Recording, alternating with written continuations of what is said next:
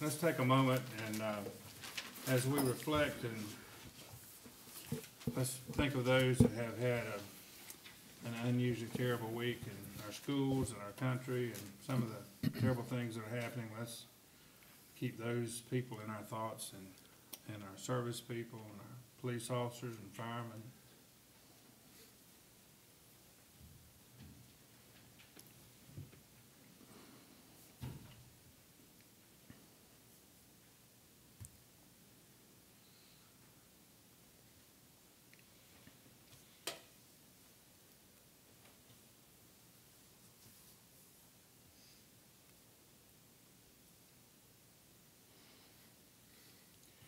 Thank you very much, and we appreciate all those who serve our fellow men and ladies. Welcome to all of you. Do we have anyone here that's not been to a town meeting before? So all of you, oh, we got, welcome, sir. You're our hero tonight. In the back of the room are the papers that reflect what's going to take place tonight, the agenda and so forth. Help yourself. And you're sitting beside somebody that's only been here for 50 or 60 years, so he can probably give you some guidance. Let's stand and pledge allegiance to the flag to my right. I pledge allegiance to the flag of the United States of America and to the republic for which it stands, one nation, under God, indivisible, with liberty and justice for all.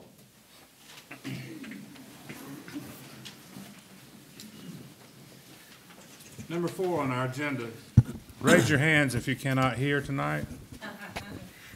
I'm trying to remember to do this every night. So number 4 on the agenda is consideration of the approval of the agenda. Is there a motion that we approve the agenda as presented? Mr. Mayor, I'd like to ask for the agenda to be amended with the addition of item 16A, a canal dredging budget amendment, ordinance number 18-06, titled an ordinance amending ordinance number 1708, the revenues and appropriations ordinance for fiscal year 2017-2018, amendment number 3. All right.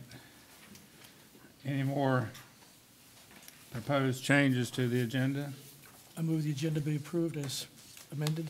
All right, amendment is, I second. all right, motion made and seconded to approve the amended agenda. All in favor say aye. Aye.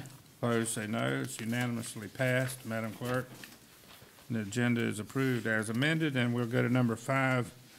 And for the sake of time with our long agenda tonight, is there a motion we approve A, B, C, and D of the minutes? So moved. May I just make a point?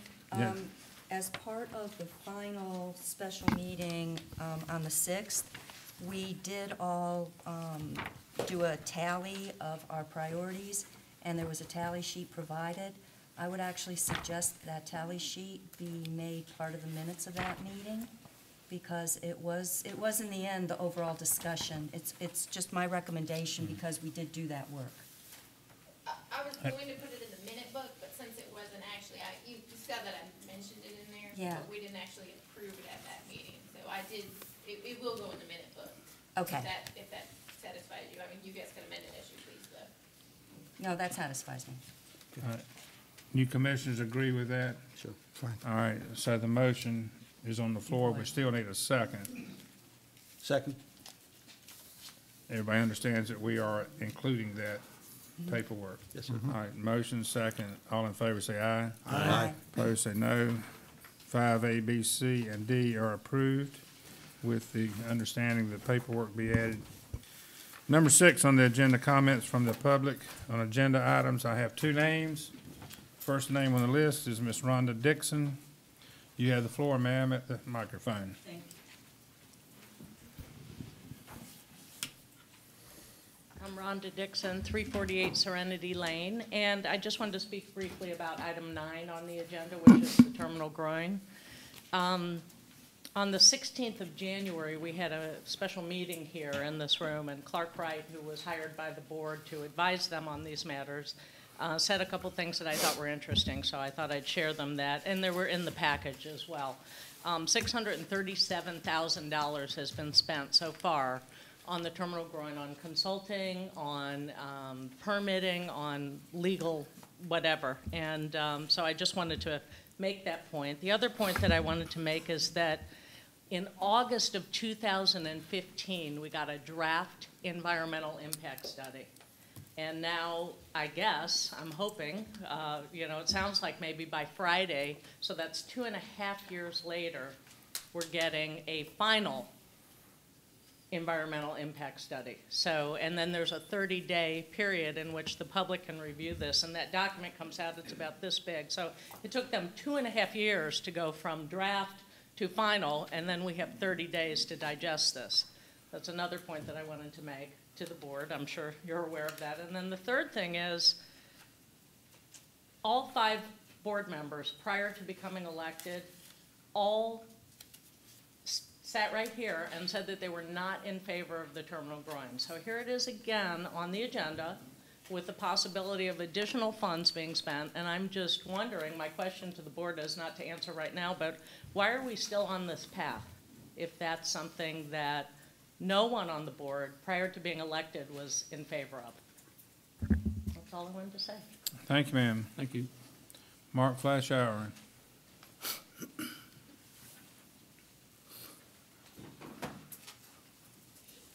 Mark Fleischauer, 125 Lions Paw, and I was here to speak about item 13 on the agenda, the proposed new Inlet Beach Environmental Committee. I feel a bit foolish because I came here under the notion that the document that was presented at last month's meeting was what was going to be considered this evening, and I'm very pleased to see that a more logical document. I sensed that maybe some input was coming from other sources to put a more feasible organization together. But part of what I was going to say I think still applies, and that was that formations of an additional committee, particularly with 7 members, shouldn't be taken too lightly in this community. We don't have a wealth of people. Granted, we had 2 people vying tonight for a single opening on a 5-member planning and zoning board, but 7 people is a fairly sizable board. And in fact, the same device or the same intent was previously organized as part of the existing Parks and Recreation Advisory Board. I would actually first like to see the commissioners discuss openly why there is a need to change from the status quo, irrespective of whether you've effectively utilized the existing vehicle that you had through planning and zoning. And then secondly, why not giving these same directions to the existing committee doesn't serve equal purpose without really having to reach deep into the resources of the community. That's my point. Thank you, sir. That concludes public comments. We're on number 7 of the agenda, discussion and possible action on the audit report. You want to introduce Mr. Thompson, or are we going to go straight to Mr. Thompson? Straight, Mr. Thompson. Our town auditor, Mr. Thompson. You should have a copy of the audit report and a copy of the presentation summary, which appears like this. Happy to review that with you. If you'd be kind enough to flip open to page 1. I'll read a couple of titles and go through some numbers and then go through the findings on the report itself. There are 2 findings which I'll discuss and turn to the audit report and go through those in just a moment. No difficulties encountered in performing the audit on page 2. No uncorrected misstatements. No disagreements with management. Management did provide us with a representation letter. We're unaware that management consulted with any outside accountants, et cetera. And in addition to the findings, there was an item regarding posting prior year journal entries on that. And then on page 3, it relates to the pension assets and actuarial reports, that standard language on that are in exhibits A1 through A4 inside the audit report. Excuse me, Yes, sir. did you say that on page 1 there was a deficiency? I did, yes, sir. Okay. All right. On page 4, going over some of the numbers, what we attempt to do here is pull out some of the key numbers inside the audit report and then put, for the current year, and then put the 4 prior years beside that so you can get a feel in context what that specific number may look like. So you can see in the top number, the total fund balance in your general fund is $1,798,000. If you were to go back to 2013, that same number is $1,063,321. Unavailable fund balance is 101 versus 474. The restricted and assigned at 377.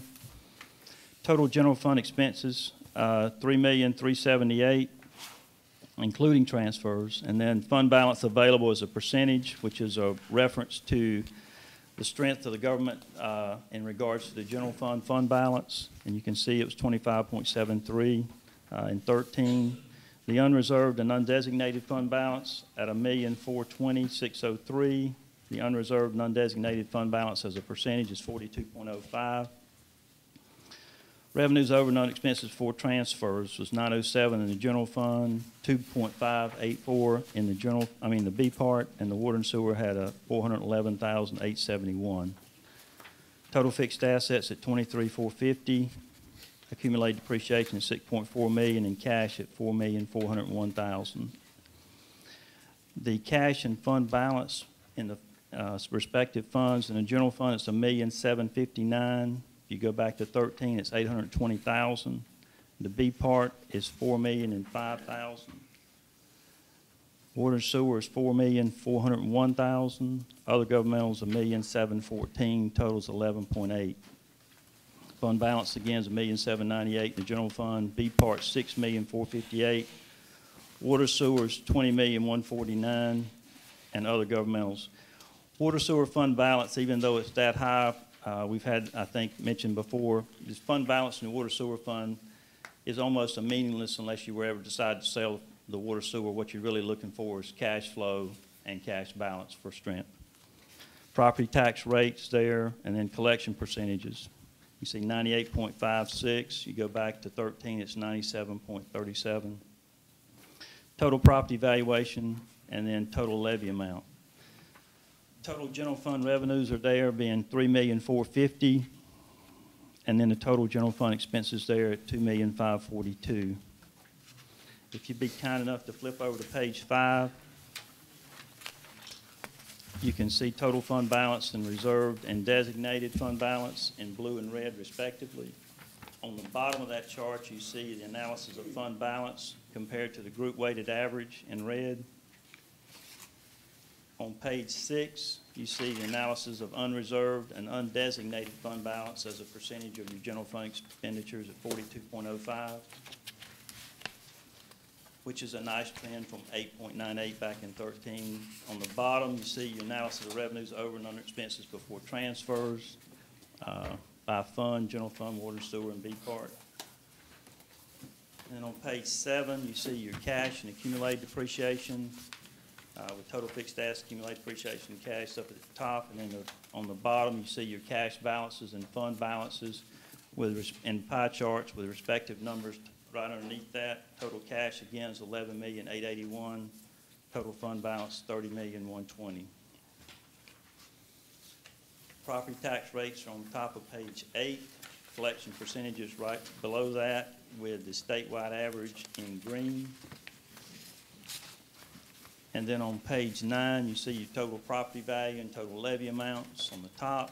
On the bottom, you see your breakdown of your general fund revenue, with ad valorem taxes making up 76.84%, which is why there's such an emphasis on collection percentages and why you see that on the front. And then you see it also charted.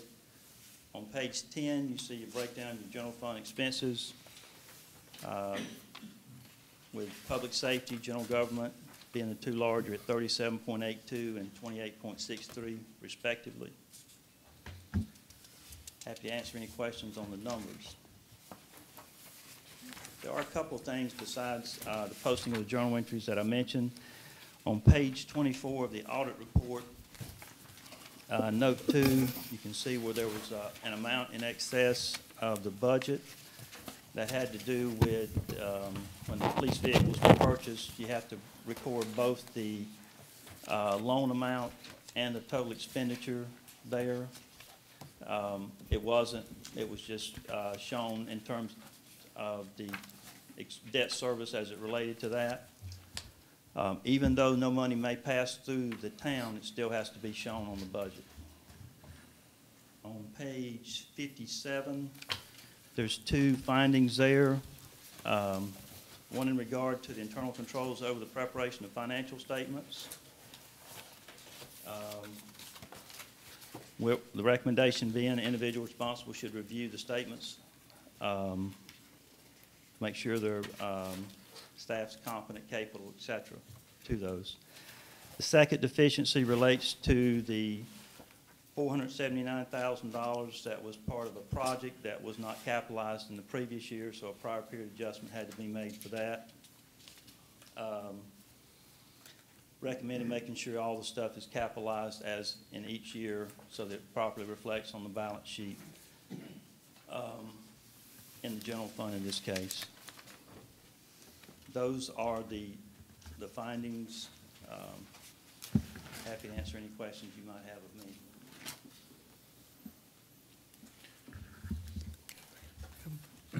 I would say, Mr. Hewitt,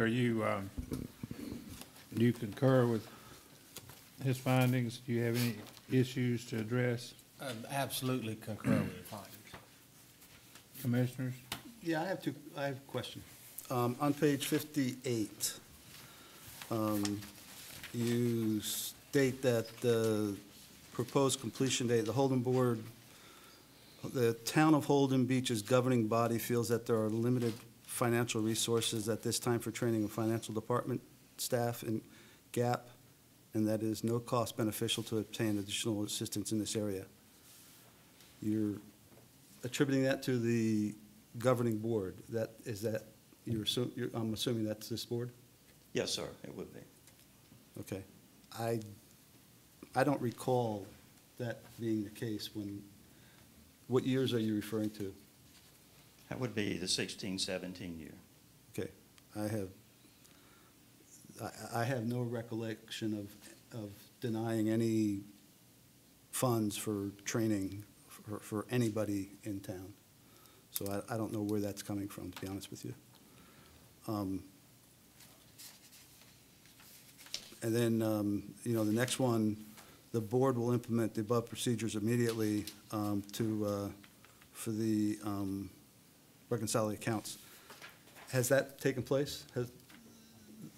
And what, the board meaning this board, the Board of Commissioners? Correct. Okay. So we haven't done that, I don't think. Which one are you talking about? I'm talking about 17-2. Is there an action The item on our adjustments part that you that we already need to made. do? It's been done. They've been made. The adjustments were already made, so we don't have to do anything. Okay. Okay. Thank you. Thank you, Alan. Thank you.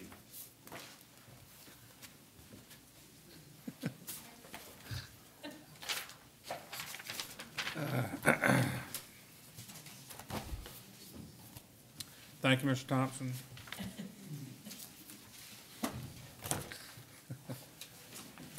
Oh, man. All right. Number 8, police report, chief.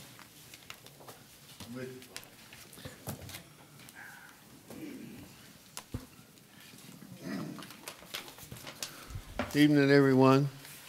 Good evening.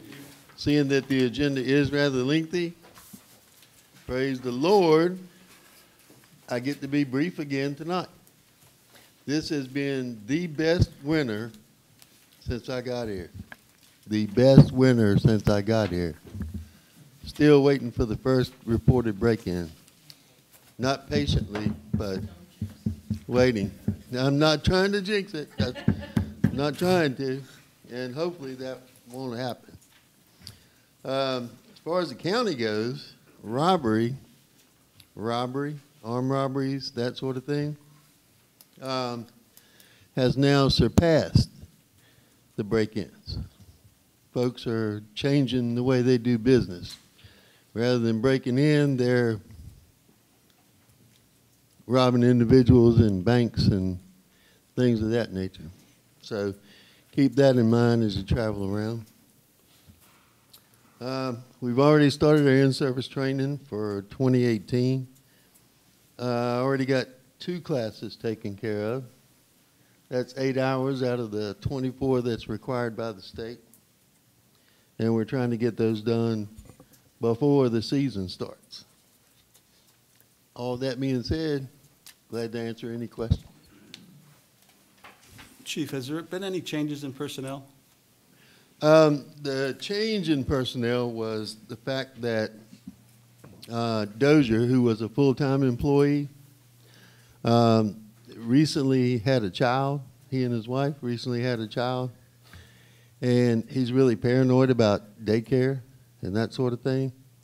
So he requested that he be able to go into a part-time status. So in essence, I've lost a full-time officer, which is why we're now advertising for one. We thought we had one on the bubble, and he stayed on the bubble for about a month and then got a better offer. So we're back in search of. So Officer Dozier's going to stay part-time, and we're going to add a full-time? Yes, sir. So we're essentially adding a net half-time. Not really, because Math, I get. realistically, That's not the way we're gonna work. no, that was not the understanding between the boss and I. He's Until we get working, somebody full-time, Yeah. who's helping out. Dozier, Oh, okay. Dozier works a minimal amount of hours, and he only works in an extreme circumstance where I can't cover it any other way. Okay. I heard, I'm sure you heard rumors. I just wanted to confirm. Rumor control has it, yeah.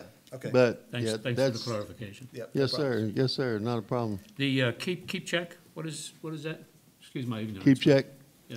That is when a property owner is going to be out of town or away for a period of time. They fill out a form, submit it to the police department, and their house gets checked frequently throughout the day by whichever officer is working. Okay. Good. Thank you. Anything else? Thanks. Thanks, Chief. Good luck with the rest of it. Thank you. Number 9, discussion possible action, resolution 11-12, terminal growing. Ms. Ferguson?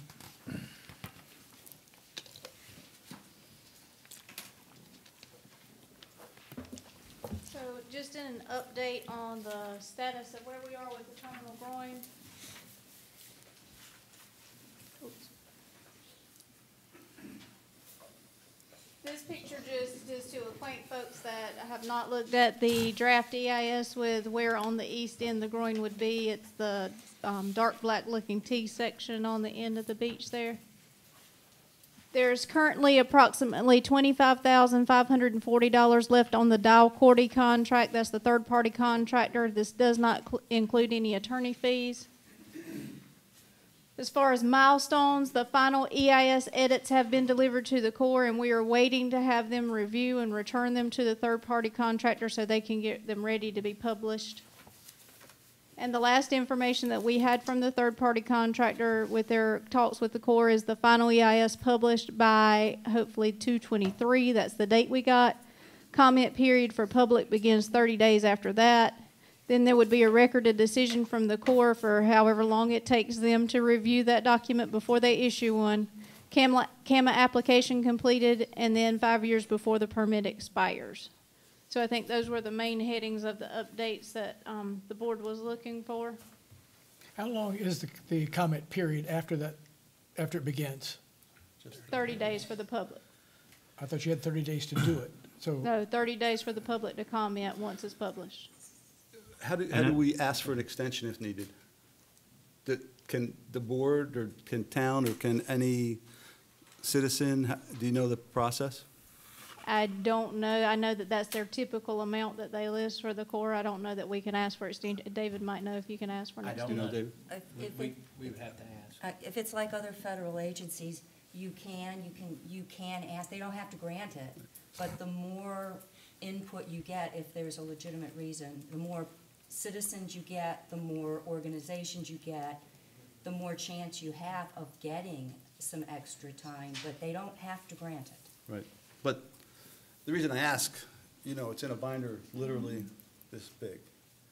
So I'm a slow reader, so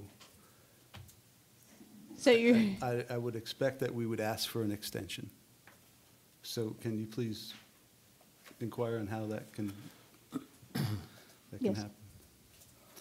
The other, you know, it's interesting, I mean, you got to the, the nugget is Friday, the 23rd is when the final EIS, but the financials, so that's on top of the, that 25,540 is on top of the aforementioned $637,161. I don't think so. The initial, do you want to chime in? The initial contract from Dow Cordy was close to $500,000, and that's what remains on their contract. The answer is yes. That's what's left on that contract. So it's within the 637, okay, so it's on top of the That's- 637 that 600 Is was what's- what's been spent. so far? Right, right. Okay, and so spent so far at the Dow Cordy, we have 401,332. So it's, they're not coming all the way to their $500,000 contract then? Right. Okay. They're at like 98, 99% on most items, yeah. And there's no, and that's the only anticipated future expenditure from between now and, I This- guess, when does it stop? Does it stop Friday, the expenditures, when the final EIS is? No, the other 20 grant, Yeah, the other 20,000 is primarily for the CAMA portion, the follow-on portion after the record of decision is made. Because remember, there's a CAMA application process that has to go on there too. And so that's what primarily is the that's what that's for, $20,000. the 25,000? Yeah. Okay. It's paperwork they're so completing. So between now and Friday, or after, or the 30 days or whatever, there's no more money to be spent? Well, that CAMA application would be the follow-on to whenever subsequent to the record of decision being rendered. Right, but that's after the next step, that's after the 30-day, Yes, that's correct. okay. And we also say that the public comment is in the Federal Register, which is available to anybody and anybody all over the country, correct? Yes. Yeah, so it's just not our town, Yeah. yeah. Okay. And we would actually link to, whenever that gets published in the Federal Register, we'll actually put a link on our website that would allow folks to access it readily just by going to the town's website so they can access that final EIS. So to me, there's a step that we were talking about in a closed session, whereas our attorney was waiting for the final EIS and was going to give his final report, the new environmental attorney. So, and I know he's anxiously awaiting the final EIS to give his report, and I contacted him and asked him about dates, and March 8th, I'd like to see if everybody's available to receive that final report from the environmental attorney.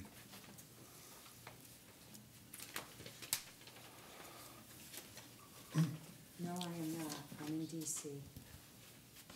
Are you asking for a meeting date Yep, on the 8th? yes, yes.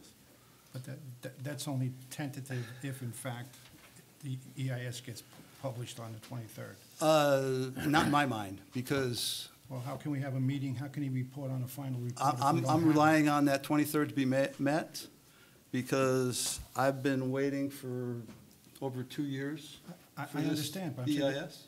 I understand that, but even if we schedule the meeting won't be held unless the final report has in fact been issued. There's nothing for him to report to us on if we don't get the final report. I'm not willing to wait another 2+ years and $200,000. Peter, I'm not So- asking you to wait. We've waited until the final report. Yep. That was the discussion, right? We waited until the final report was issued, and then we were gonna have our attorney report to us and help us decide which way we were gonna go. so So you- let me finish, please.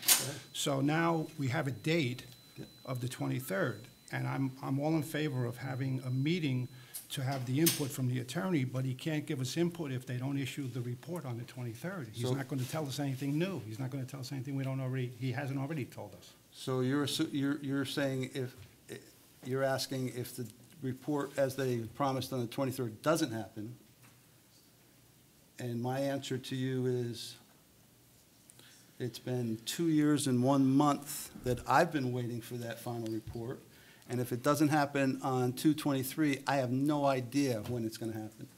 And I refuse to wait another 2 years and 1 month and $200,000 more. Then I would say we could have you could call a special meeting without the attorney, because he's not going to be able to add anything to our discussion. There's going to be no report for him to give us any further information on. No, I don't believe that. What we Well- got from him is a fact sheet. We haven't received a report.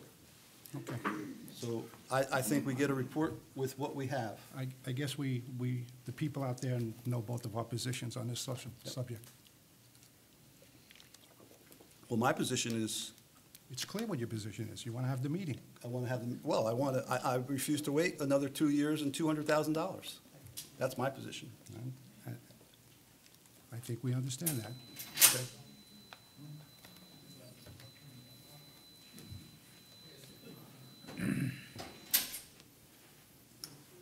What's the pleasure of the board? I don't know where we're going here. Make a motion. I make a motion that I can make a motion now, or I could request a special meeting on March 8th. Certainly, before you, if I may, just, the Yes, board ma'am. previously gave direction to the environmental council on what he was supposed to do. I'm sure you've spoken with him, and it's available on March 8th. But if you're, the direction the board previously gave is contrary to the situation that Mr. Sullivan is describing, which is the report is not in hand. So, Well, the report is scheduled for it is. Friday. What Mr. Sullivan is saying is, if it isn't, if the report is not available on 2/23 or prior to March 8th, then why are we holding a meeting? Because the direction the board gave was for the environmental council to review the report and then report back to the board. Am I understanding your? Exactly. Thank you. So how long do you propose we wait? I'm not proposing that you wait, but my understanding was that Can I- as soon as the report was issued, we didn't have the date of 2/23. when the We had a report- 30-day, we expected it within 30 days. We didn't have a specific date, was my recollection, but that the attorney, the environmental lawyer that has been hired by the board, is monitoring the situation, will be aware of when the EIS is published, and that he will come back to this board within a 30-day period to issue the report. That was the direction that the board gave him. So you can schedule the special meeting now, or when the report is issued, you can call the special meeting. So so you said within 30 days, and so this is past 30 days. No, within 30 days of the report being issued. It was within the comment period. The comment period for the public is 30 days. So whatever the day, if the report is issued on March 1st, between March 1st and March 31st, the attorney that the board hired was to deliver a report to the board within that window, not 30 days from the meeting that we had, not 30 days from, you can call the meeting, but I understand what your point is, Mr. Sullivan. I think the issue that I'm having right now, I'm sure the other people in the audience are having the same problem, that, you know, we were promised the environmental study, you know, impact study to be available, and it just continues to go around and around and around and around, and I think what we need to do is identify a date, at least, some specific date. I mean, I don't know about you, but I was held accountable all over the place, you know, wherever I worked. And somebody needs to be accountable here. I mean, we just can't go on and on and on without a direction here. Okay.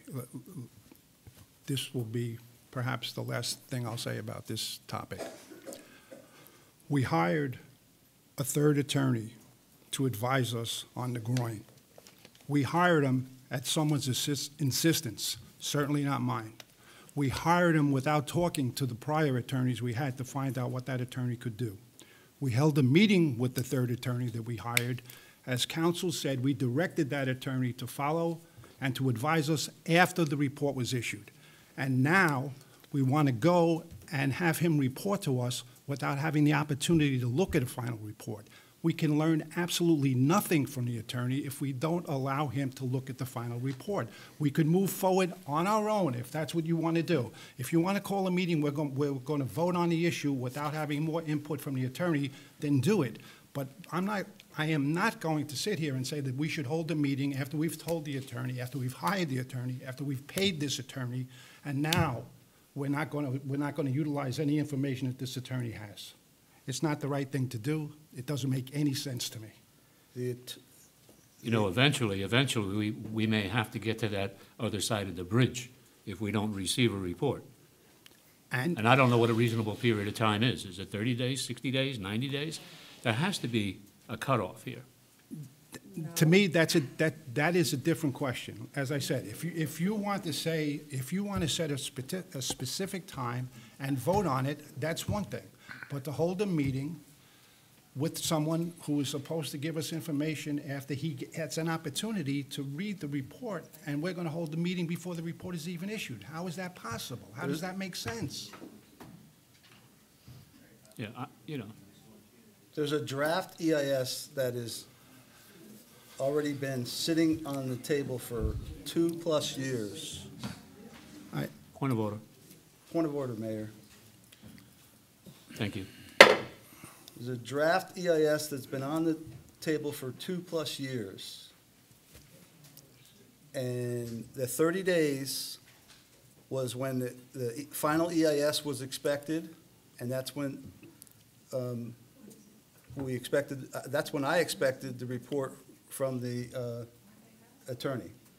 Now, we could wait, and so how long would you like to wait? Another 2 years? I didn't say I wanted to wait another 2 years. What I want to do, and what I'd like to do, and what I would hope all of us on this board want to do, is what's logical. What you agreed to less than a month ago was to wait until the report was issued and to then have this attorney come and give us information. And now you don't want to even wait another 30 days. I don't know what the time frame is, Pete. There's five of us here. I'm waiting until after the 23rd. I'm waiting until after the No. final report. You're waiting on a date that, according to the information that's available, the report is going to come out. Okay. But until that report actually comes out on that day, this whole discussion is not making sense to me. We want the attorney to give us input. We want to be able to make, the reason we put this off was because after spending all this money, we didn't want to make some kind of rash decision. And so we were going to wait to get the final report and have that analyzed and get the report from the attorney, and then we could sit here and make an informed decision. That was the whole discussion we had. Absolutely. Okay. And now I'm being told the 23rd is when the report's going to be available. And I'm scheduling around that date. You're being told that it's going to be published that day. And we've also been told that we're going to get the flood maps on a certain day, but none of us are confident that it's actually going to happen on the days that we've been told. Hopefully it will, right? I mean, two different issues, but we're in the same boat. We're relying on a report. We don't have anything in hand yet, and until we have something in hand. So the issue here is do we now rush forward to make a decision, or do we step back? What is it going to cost us to wait 6 months? We don't have to spend any money. No, I'll tell you what it's going to cost us. I'm not rushing. I waited 2 years and 1 month and $200,000. We've got it. I I'm think not everybody rushing. heard you say that 5 times. I'm not rushing. But yes, but we really don't have anything that's going to be spent, because that $25,000 left won't be spent until actually the ROD is issued, right? The camera report. So we are not going to incur any more expenses by waiting, except for the fees for the environmental attorney, which we hired 2 meetings ago. So you're saying you don't believe this is going to happen on the 23rd then? I'm saying I don't know any more than you know, that just because they say it's going to be issued, believe me, if it's issued, we can all come in and have the meeting. I'm all for it. Okay. But there is no sense, it's nonsensical to have a meeting unless it's issued. That's all I said. We've been talking about this for 20 minutes, and that's the And my crux of it. question is, if it's not issued, Then we'll address it. then you propose when we have that meeting? I have no proposal. I propose waiting until it's issued, until I'm told it's not going to be issued. If it's not issued on the 23rd, but it's issued on the 30th, is that going to be a big deal? I mean, I'm not drawing a line in the sand. If you want to do that, then make a motion and do it, and we'll vote on it. Town attorney, could you, I'm sorry, may I? Please. I'd like to ask a question, because I'm not totally familiar. If this didn't issue on the 23rd, or it issues the 23rd, is there a way for the board, outside of this public meeting, to call for a meeting with the attorney and set the date, or do we have to do it at a Board of Commissioners meeting? If you get the report on Saturday and you want to have a meeting with the attorney, then you provide the clerk. 3 days. Provide the notice, it's 2 days. Right. It's 2 days for a special notice. I think that there's perhaps an availability issue with the environmental council, and maybe it's been determined that he's available on March the 8th to appear here in the town of Holden Beach. But my understanding was that once the report was issued, that the date would be scheduled. Okay, I'm fine with that. I don't have to do it at this meeting, the 8th. I just wanted to put it out there. The 8th is what I'm thinking. I would more than happy, because, so Monday, whatever that is, Oh, it's Friday, right? Well, I mean, I'm just the saying. 26th? You need 2 days from the date. Yep. You need 2 days to call a special meeting. Yep. So. I thought it was 3, but. And I would be happy to coordinate Mr. Wright's availability and get notice to the clerk and make certain that the notice is issued and that he's available. I will reiterate, from May 8th until, or March 8th until March 13th, I am in Washington DC. I am not here, I am not Okay, available. so that's why I brought the Yeah, date yeah. up. So, So we'll figure out a date after the 23rd. This is due to be delivered Friday, this Friday. maybe. It's due to be delivered this Friday, they said. If they do, then we can act on it. We can schedule a special meeting. Amen. I agree. Amen. Okay, we'll do that. All right, I would like to ask a question to clarify where we are, because what I am hearing, that the commissioners are anxious to get a report from the attorney resulting from his having received this report, regurgitating it to you commissioners so that you can act upon what he says. On the final, we're waiting for the final EIS so he can give his final report.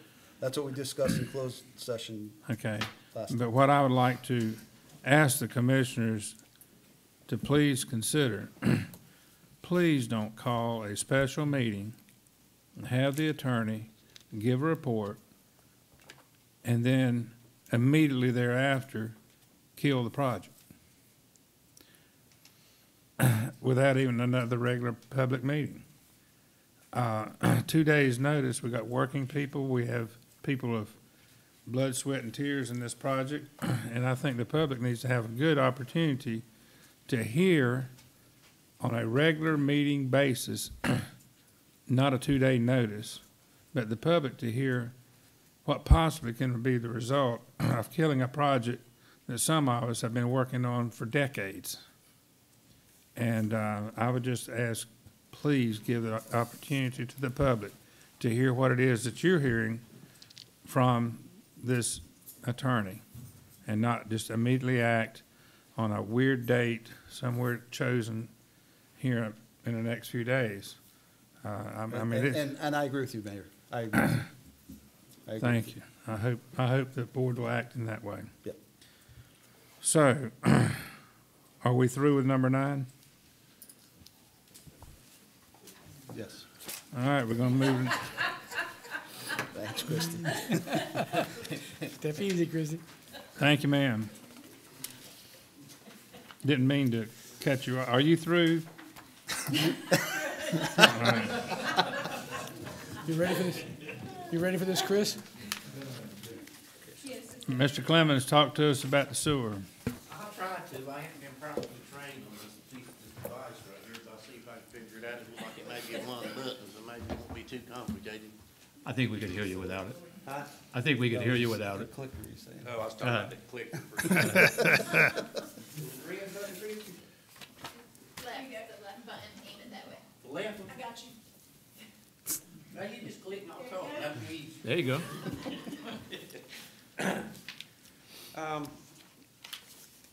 That's Let's beyond. back up just a second.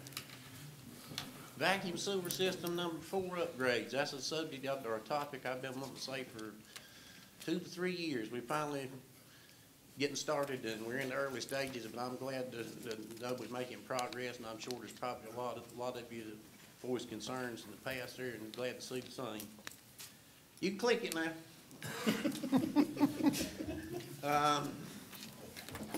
Overview, after the sewer advisory committee recommended and McGill and Associates second opinion, the Board of Commissioners approved sewer upgrades for pump station number 4. In the October 17th meeting, the Board of Commissioners approved the Green Engineering's negotiated contract for the engineering services based on qualifications. It was just solely based on qualifications. At the December 2017 meeting, the Board of Commissioners approved Green's contract for the amount of $158,000 for services. I'm probably going too fast, being I don't have 4 slides. Can you hear me? That's right, we got a long meeting. Do it good? You're humming. All right.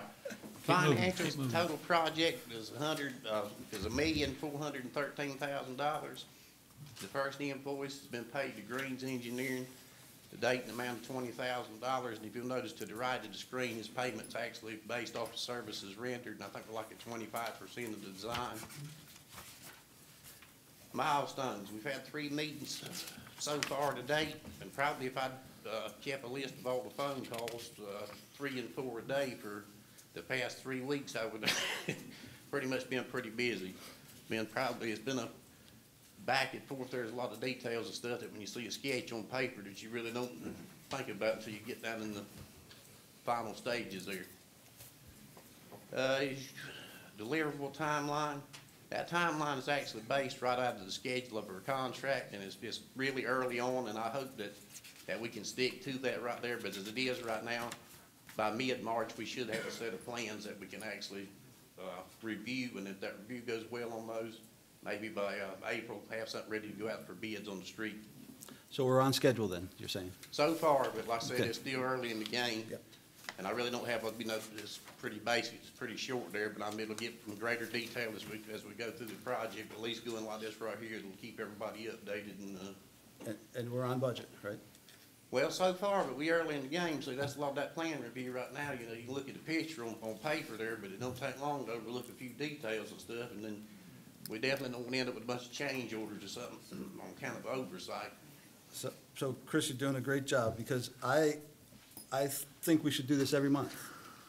Well, So- that's what you and- want, And I'll be asking you probably those 2 questions every month, right? yeah.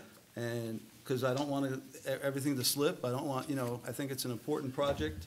Well, I will say this, when it starts slipping, I'll get Mr. Green to come up here with me, and he makes more than I do, and he can help explain the reason they're slipping. Would that be Yeah, but he fair? doesn't work for David. Well, that's right. If I seen $158,000 up there, I mean, he should be able to shed light on it. Fair enough. If you need him, you bring him. That's right. And I want to remind him of that too every time he's here, so. That's right. So yeah, that's exactly But I will that. say it is, there's a lot there to it. You know, you can look at the picture on paper, but that really don't do anything when you get there at Pump Station 4 and you think about, well, we've got the property's the same width as the top of the pump station, so everything's got to be built where you can access it from the street side, so there's quite a few details there. I hope we can pull this project off without any interruptions in service, and I hope it goes smooth, and I don't have to come here and tell you that we've got a bunch of change orders. Just good. Chris, can you tell yet from that schedule, do you think you'll be able to compress that for the next two that you do? Well, when you say compress it, you're talking about tightening it up. Tightening it up because of the, Well, at this point right now, I mean, we're still in the design phases, and I just want to make sure we got some good documents to go out there on bid there, and I don't want to rush something and over something. if that goes overlook well, something that was kind if of that goes crazy. well and you can use that same design for the next one, should you not be able to Are squeeze you it? talking about when we do the next station? Yeah, the next two. Well, we'll be better educated there, you know, surely. There was a lot of details and stuff that we're learning on this that, you know, And how long do you think you'll need to run this one before you could judge, yeah, this is what we want to repeat? it won't take long after you flip that switch. To know, huh? Good, Main okay. thing is I want to know we got something that's functional and it's, user friendly. And if we do have a flood situation or something, when we come back, we do have a sewer system to come to. I mean, I think some people, you know, under impression is if we lift that equipment out the ground, we can live up there with 4 foot of water on the ground, but it's really intended that we got something to come back to and build off of. But On the, Well, I feel pretty comfortable with you sitting on this project. Possibly. well, I'm glad you feel that way. I hope you feel that way when it's over. I do too. You know, I do too. Chris, on the, Chris or David, on the design progress meeting, do we have any input on that, or have we attended that meeting? or Everything's rolling along? It's been with us. Okay? It's complete, right? Yeah, it's been 3 meetings right actually on site. Nothing that we need to report as far as an update on that? No, and March the 1st, I've got another meeting with me, him, Tim, and Eric. Okay. So we're on schedule for the 16th. Good. Is the question, right? So that's what we're shooting for. Okay. And it may be a day or so, you know, hoping it's not, but you know how that goes. Yep. Okay. Great. Chris, I would just ask one thing. When I look at the proposed schedule, it has the receiving of the bids on the 1st of May and the authorization by the 17th. If possible, it would help if that could be moved up a little because our meeting in May is actually moved up. So that way we would vote on So it. you could take some kind of action. Because you would be asking us to appropriate the money on the bids, right? So. Yeah, that makes sense. We'll make note of that and see if Good catch. Yeah, and I don't know because on receiving the bids, the engineer has to go through and establish sufficiency in there, so, yeah, I hear you. I'm though, just Will. wondering if they could send them out, you know, if possible, if they can send it out a couple of weeks early and then, you know, do what has to be done a little earlier, or else it'll be put off for a month. Well, we could have. Well, we could have a special meeting, but, well, we definitely don't want to put nothing on. yeah, so that's why I'm just pointing it out now. Okay. So that's it. Take a seat. Thank you. Thanks. Thank you, sir.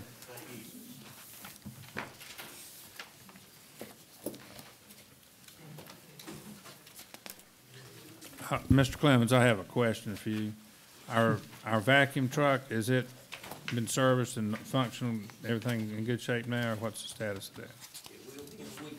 All right, thank, The shop for repairs. okay, thank you. Number 11 on the agenda, Commissioner Butler. All right. Good.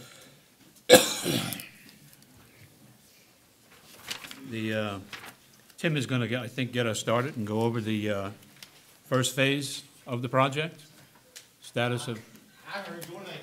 okay. He's passing the baton to you. Well, you sent this wonderful, wonderful information to all of us. And Knows I may not be as smart. Or you can use a clicker. I guess after the parking committee, the board got together and then they had some goals and then they wanted to kind of see what it was going to take to implement the parking. They requested staff review the feasibility of implementing the changes to the physical and written issues with the parking changes specific before the 2018 tourist season. All right, they wanted us to, one, develop a visitor's map of all available approved parking locations throughout the island. Parking map should show amenities such as restrooms, porta-johns, showers, crosswalks, handicap accesses, and handicap parking. Two, they wanted us to provide signage at the bottom of the bridge as to parking locations to include signage at these locations. Three, they wanted a better utilization of current parking through the use of parking space, markings, and dividers. Four, they wanted property owners to have an option to preserve their property to have an item in the right-of-way to clearly indicate to the public that the area is not approved parking. And the items must not obstruct or create a safety issue as outlined in the current town ordinances. Landscaping or other installed deterrents must not exceed 3 feet in height. Town ordinances impacted by the changes to be revised accordingly. And 6, develop a communication plan regarding the parking revision to improve the parking issues on the island. This should include various media sources. Communication to island day visitors should emphasize the ample parking availability and where to find it. Communications to property owners should clearly illustrate acceptable landscaping and parking deterrents and where to get more information. 8 was police enforcement and monitoring required to support implementation of the changes to include visitor's guide. And 9, change parking violations to civil offenses, allowing the town to keep the fines, and funds collected would help offset additional seasonal staff to serve as. And what happened was I took a day off. And David called a meeting, and everyone went in the room and decided that I should give this presentation. So here I am, and we're going to talk about parking. We're going to talk about parking at Holden Beach. And at Holden Beach, we had a parking committee, and there was a lot of things discussed, and we're here at this point. And what we were asked to do was to come up with the parameters and for implementing some of this stuff. So what we did was we kind of worked through it, and all the staff participated, except for me.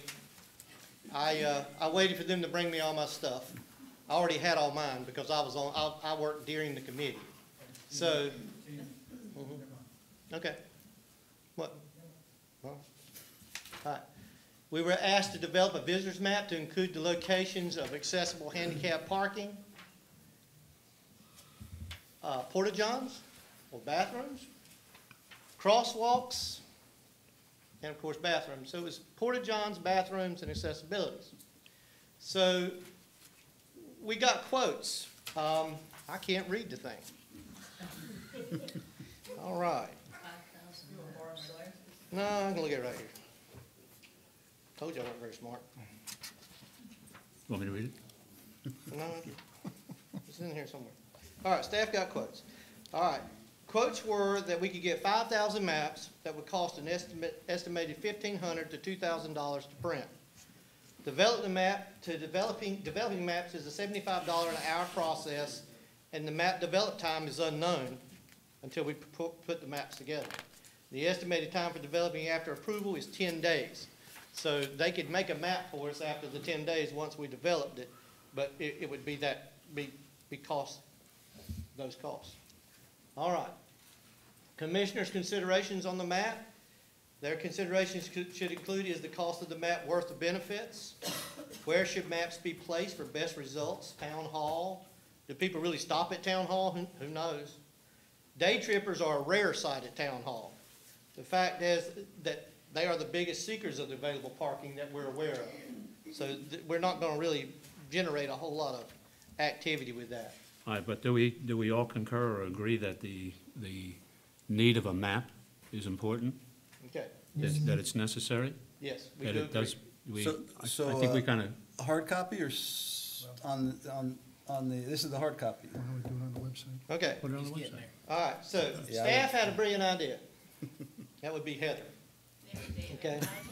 All right, so the development, well, no, David gets no credit. So, no credit. So Okay. this is, okay. All right, so staff had a brilliant idea that was going to develop an ad or add to the existing app we already have. In a world with techno-savvy humans, this app has a feature called Around Us. I've actually went and looked at it, and it's a very good feature. It works. A lot of us already have it on our phone, or we can access it through our phone. That gives a base model of an interactive map. Now, this map requires a lot of input or data, or for us to put in that stuff that would show up once somebody went to that app. But it's achievable. Well, we know that. This brilliant staff idea would allow folks to see exactly where available parking is located and help to identify directions and locations of beneficial amenities.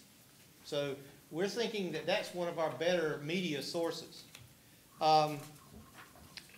And with a hard case map, we can have a hard case map with it, but we're thinking that that's going to be one of the more beneficial in today's world. So I agree. Hard copy, I think, you're very limited. So our existing app, it has this capability that's not being utilized? There's an additional fee to put all of the data in there, but it would just be a couple $100. It wouldn't. Minimal? Love it. Minimal. Love it. Yeah. Okay. All right. Would we also then, because we have that, would we also put that on the website as well, the map? We would have to develop the other map if we want to do that. We could always develop the hard copy map and not actually make copies of it. We could just have somebody develop one to put on the actual Yeah, website. I'm not suggesting we make 5,000 copies. Yeah, I would think you just, on the website, you can just put a right. hard copy on the website. Yeah, they just wouldn't give us a quote of how long it would take until we submitted the actual data to them. She said it's a lengthy process, but she would not give me days, months, years. I mean, she was very tight with the response of how long it would be. Okay. All right, and the next thing you asked us was to develop a communication plan regarding parking revisions to improve parking issues. We looked at some of those up there as possible means, but we really settled on a communication plan would include utilizing different media sources available at the town hall. If approved, there could be physical maps and cyber maps, and any info could then be changed and maintained to include current changes and updates. Currently, visitors and homeowners are signed up to the town's maintained media and will get updated through those sources. So that's kind of where we settled at as getting to that point where y'all wanted us to go. Signage per the NCDOT staff contact. Since I'm always ahead of the curve, I already knew all this and I didn't need to even be at the meeting because I already had this in hand. The signage per NCDOT staff, the signage could be allowed under an encroachment agreement as approved by NCDOT. They told me that we could have signs. We need to develop those maps.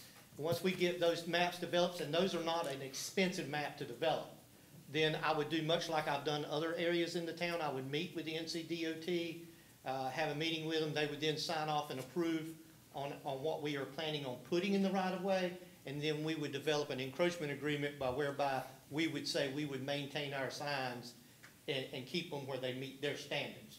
So that is possible, and that can be done. We just have a process we have to go through, and you know how government is. This could take forever. So, but anyway, that's pretty much what we could do. Some of the signs could look like this at the bottom of the bridge, or you could have a sign that looks like this. All right. What would be needed from for the DOT? Well, staff developed a map of locations for signage. We meet with the DOT staff for review. There would be approval letter and then attorney review of an encroachment agreement. And that meeting would look like this. Okay. All right. Police enforcement and monitoring required to support implementation of the changes to include visitors' guides. Okay. Parking enforcement will require 2 part-time civilian employees. There will be only one part-time employee on duty per day at 6 hours a day, and the pay will be $13 per hour. Parking enforcement will operate 7 days a week, beginning the Friday before Labor Day, and will end the day after Labor Day. The two. You mean Memorial Day? I mean Memorial Day, I'm sorry. Yeah, no. We know what you meant. About 12 hours, 12 hours. We know what you meant. We really don't have a parking problem. Okay. The two will operate on independent schedules, except for major holidays where 2 employees will be needed on each shift. It was gonna be very inexpensive. All right, please. Could I comment here? I didn't envision hiring any additional staff, to be honest with you. I think that's a future thing if we have additional revenue, if we have, parking meters and things like that. But how many parking spots do we have? A couple hundred? How many, 240. We have how many miles of roads that we gotta keep people off the pavement? I definitely did not envision this. Yep. But Would you see that including giving tickets or something for parking in the wrong place? This is Wally's part. I was just asked to present it. That was my understanding as to what you guys wanted. You wanted parking enforcement during the season, right? And so that's what they would do. That's all they would do. They would not be law enforcement. They would be civilians authorized to issue a town citation for parking. how do we do parking enforcement today? Cops do it. Right. But apparently the cops haven't been doing a good enough job, or we wouldn't even be talking about it. Yeah, I mean, all the committee really said was police enforcement and monitoring required. And that's really what they said up Oh, front. so we're making we're kind of making some new rules and new parking spots, so we're just asking for enforcement. I'll do whatever you guys want. I mean, we've Okay. been doing it for the 16 years I've been here, and it really hasn't been a problem, except on major holidays. Yeah, okay. So I can skip the next part. Is police enforcement costs? I would, but Okay, I'm gonna skip that part. All that's right. just me. Well, in case anybody else has a question, I mean, that's. Hey, just- Chief, go ahead. where would you, if we decided that it was necessary to have civilians give out citations, where would you get these people from? Is there a pool of people that are qualified? Do people have to be trained? How does this acquisition of these people work? Essentially, we would get this pool of people the same way Tim got the pool of people to do the beach ranger program. It would be the same, but substantially different. These would not be ambassadors for the island. These would be the folks that were making folks mad, and the folks that would result in you guys getting phone calls all summer long. But what kind of training program? How long would it take? Would they have to be sent someplace for training? We would do that in-house. It's not complicated to write a parking ticket. It's not rocket science. But they would have an in-house training program from the police and give them a parking ticket book and a golf cart and send them on their way. They would have to have cameras. They would have to have a camera. Because every ticket they wrote, I would want a picture attached to the ticket showing the vehicle was actually illegally parked when the folks came in to complain about getting the ticket, right? So they would take a picture of every ticket, every vehicle that they ticketed, and that would be returned to the police department. Those tickets would be entered into our system. They would not be able to do that. My part-time employee would be able to do that because she's authorized. They would not be, and they couldn't be. So additional work for that person as well. Tim, can I clarify something? Thank you. We'd need policemen to enforce the existing parking rules, right? I don't see any new no parking zones. I just see identifying the existing parking as existing parking.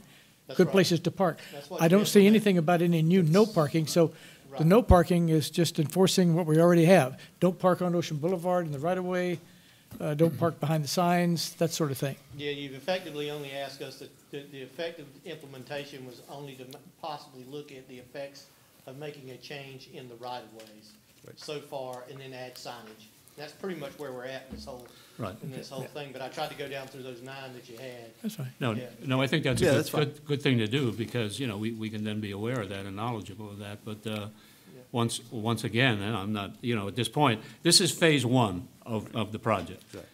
As we progress after the summer season, we're gonna assess and evaluate, right? Did the changes made, that we made, are they working? And if they're not working, why?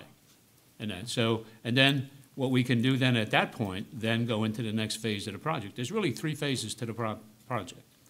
The last phase of the project would be to look at the town-owned properties and what would it cost us if we need additional parking. Right now, we don't think we need additional parking, but if we need additional parking, what would that cost us to convert those town-owned properties into additional parking? So this is a nice phased-in approach to this, phase 1, phase 2, phase 3. Yeah, we were only tasked with looking at those first 9. Yep. And I think the board's intentions were to see what the outcome of those would be before implementing some of those other costly measures, and see if there's a real issue after we do this. I think that Okay, was really what it okay. is. I just have one additional comment here.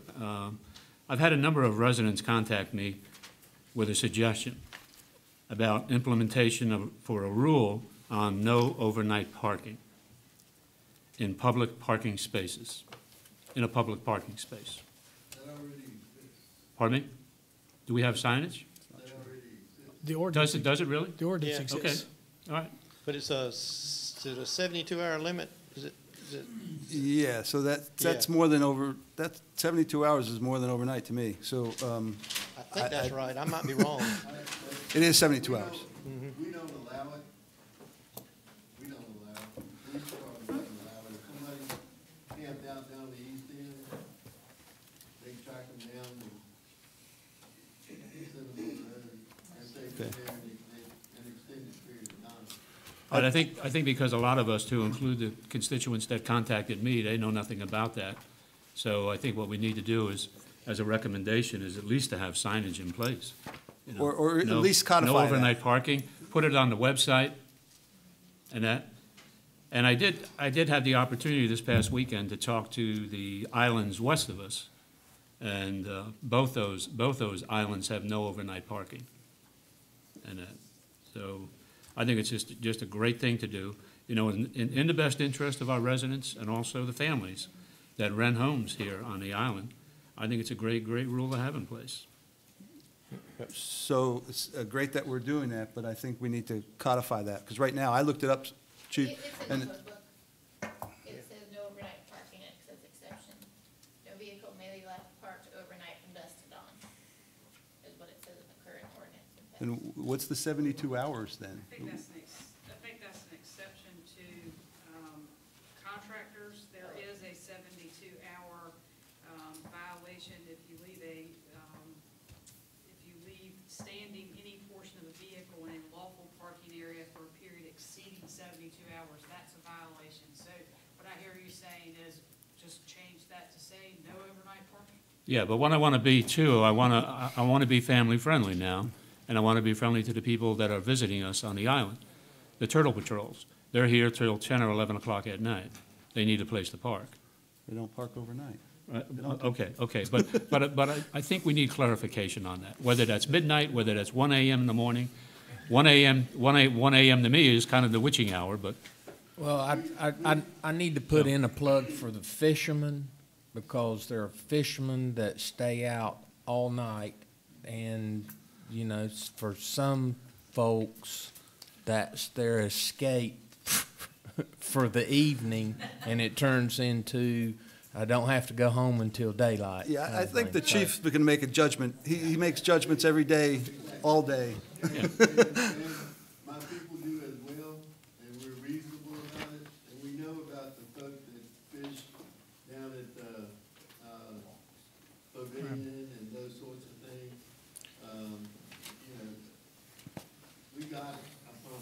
But the intent is to codify the no overnight parking, right?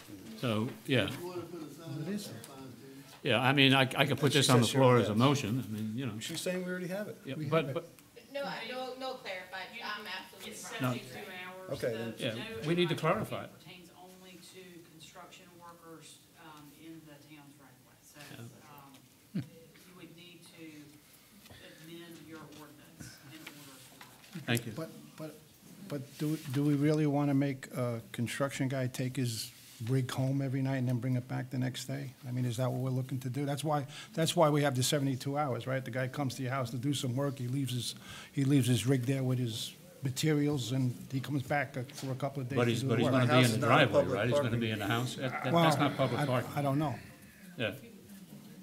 I mean, we're concerned about public parking is what we're concerned about. Well, that said right away, I believe.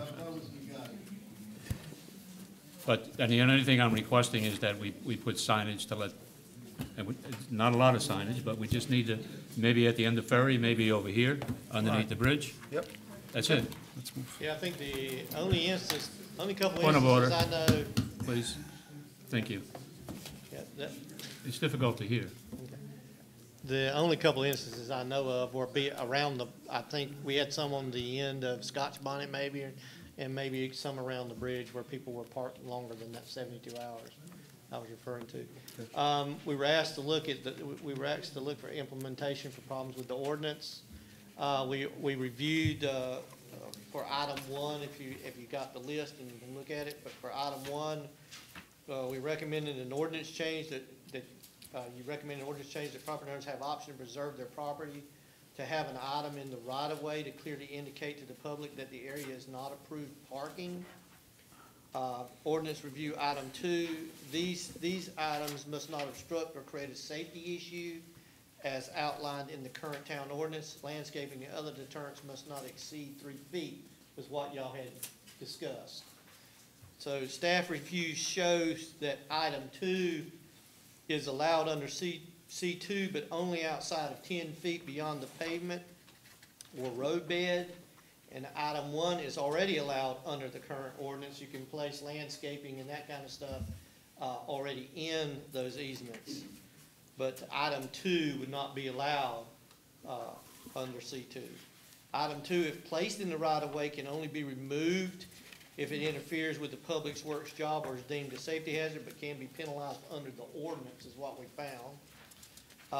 Staff conclusion is that item 2 would require an amendment that redefines fences under the definition. That's the part where you wanted to go with 3 feet high. Review the land usage ordinance, section 157.0A requires revision of ordinance 95.05C and require revision of 95.05B. And these are all where it indicates and talks about fences being within so many feet of the right-of-way or the road bed. One of them is a definition, so in order to exclude it from those areas, you would have to exclude post and rope from the fences definition.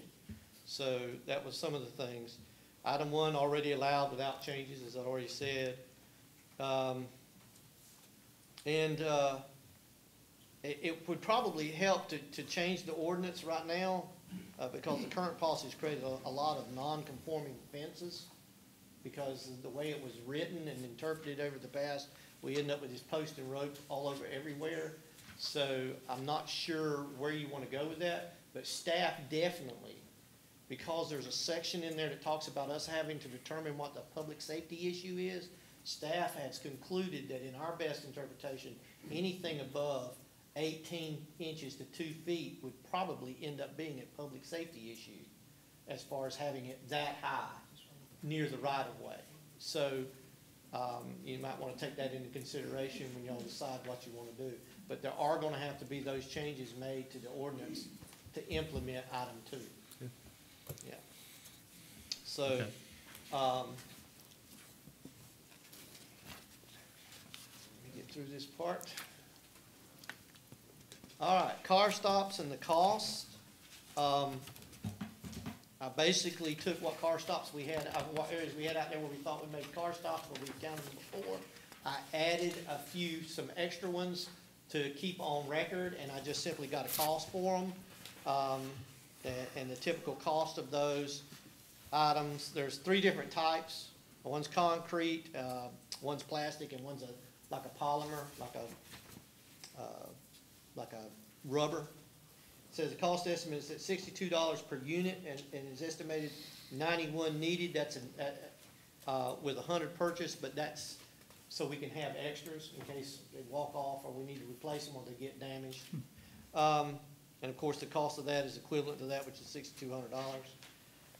There's a summary on the last page of the cost.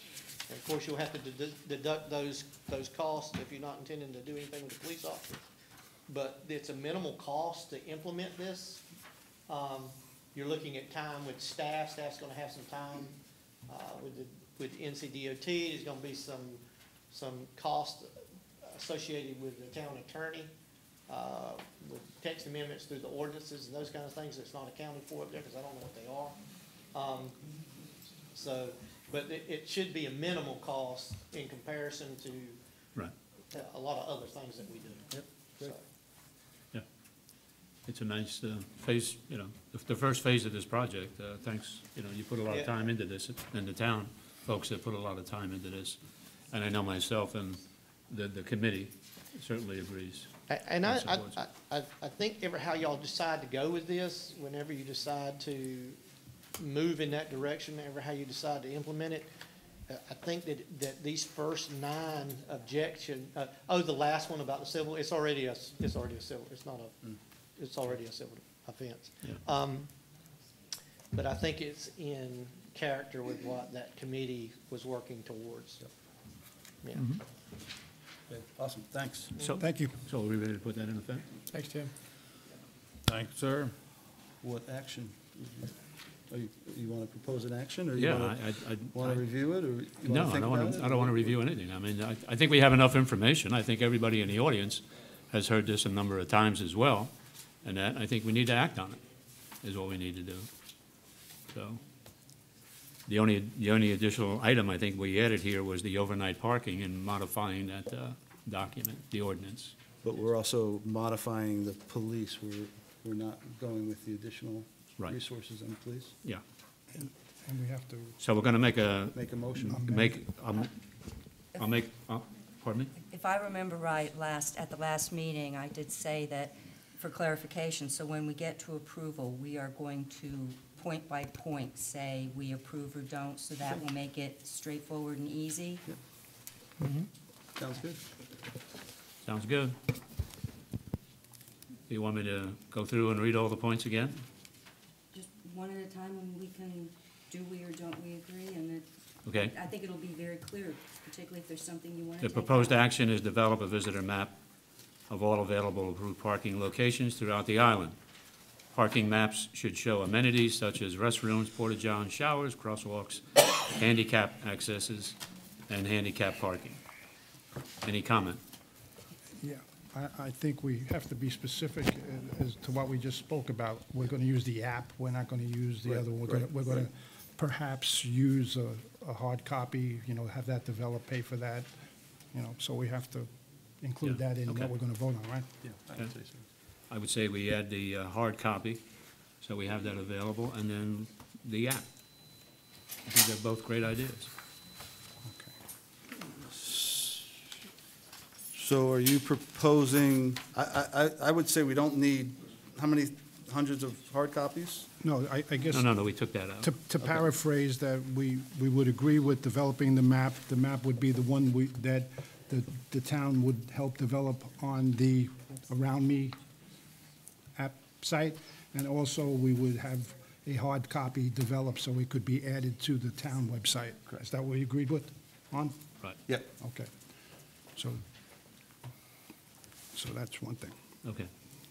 The next one, providing signage at the bottom of the bridge as the parking locations to include signage at the various locations. And I think as Tim eloquently described, that once that's done, then you need, what document did you call that? Encroachment. With DOT, encroachment document? Okay. What's your best guess on that? The timeframe on that? Yeah. Usually dealing with the DOT, we're gonna get a 30-day meeting with them.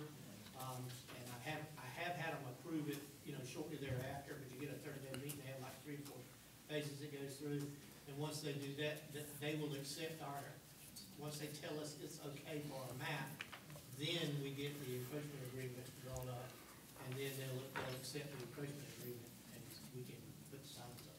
They'll give us an okay. Okay. We went through the same thing similar at the west end. Okay. I had to go through all that. We're waiting.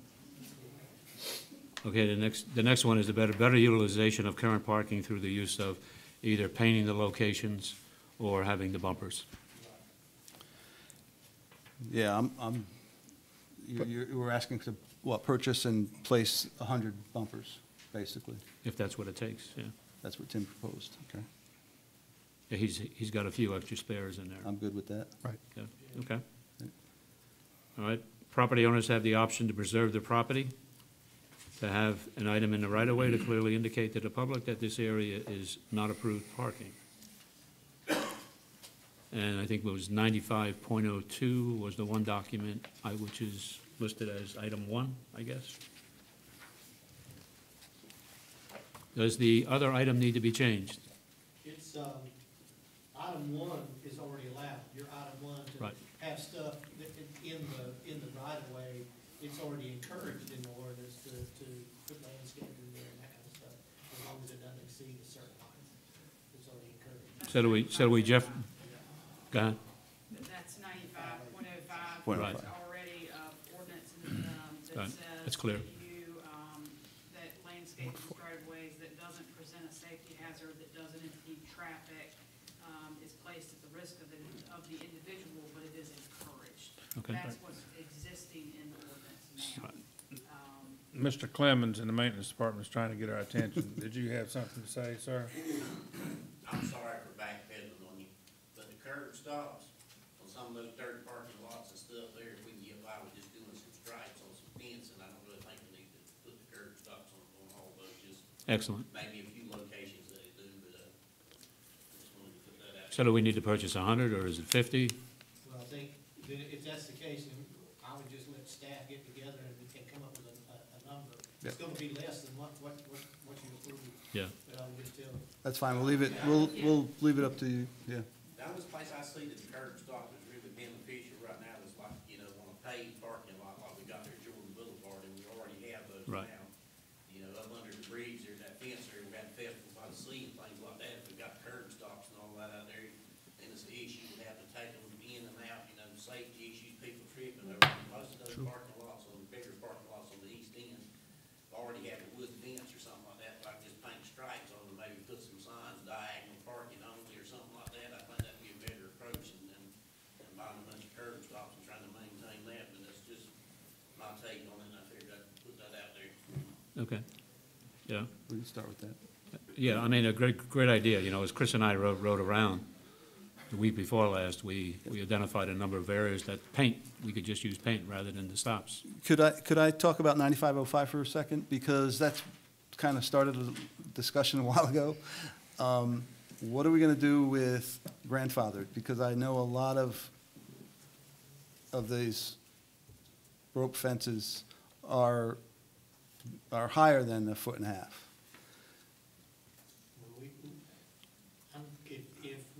Here's what happens is, the way that ordinance is written now, if we deem them to be a public safety issue, regardless of where they're at, that we can require them to be removed. And if they're in a position where they're gonna impede something or become a hazard, as code enforcement officers and zoning officers, that's one of those things where we have to use our better judgment. And you rely on us to use our better judgment to keep the town's folks safe. We're most likely gonna deem that a hazard if it's in the wrong place. Fair enough. I don't think it would be good to encourage something that we know is gonna possibly create that kind of thing. Yeah, fair enough. I'm just saying, there's a lot out there that are higher than 1.5 feet, right? And I'd argue, I'd argue too small is a safety hazard. If it's higher than 1.5 feet, I can see it at least, so that can be argued either way, right? Well, I think the changes are up to y'all. Yeah. I was just telling you, what staff's opinion. But to just build on what Pete said, what would make, in the staff's opinion, something that's 2 feet high, why would that be a safety hazard?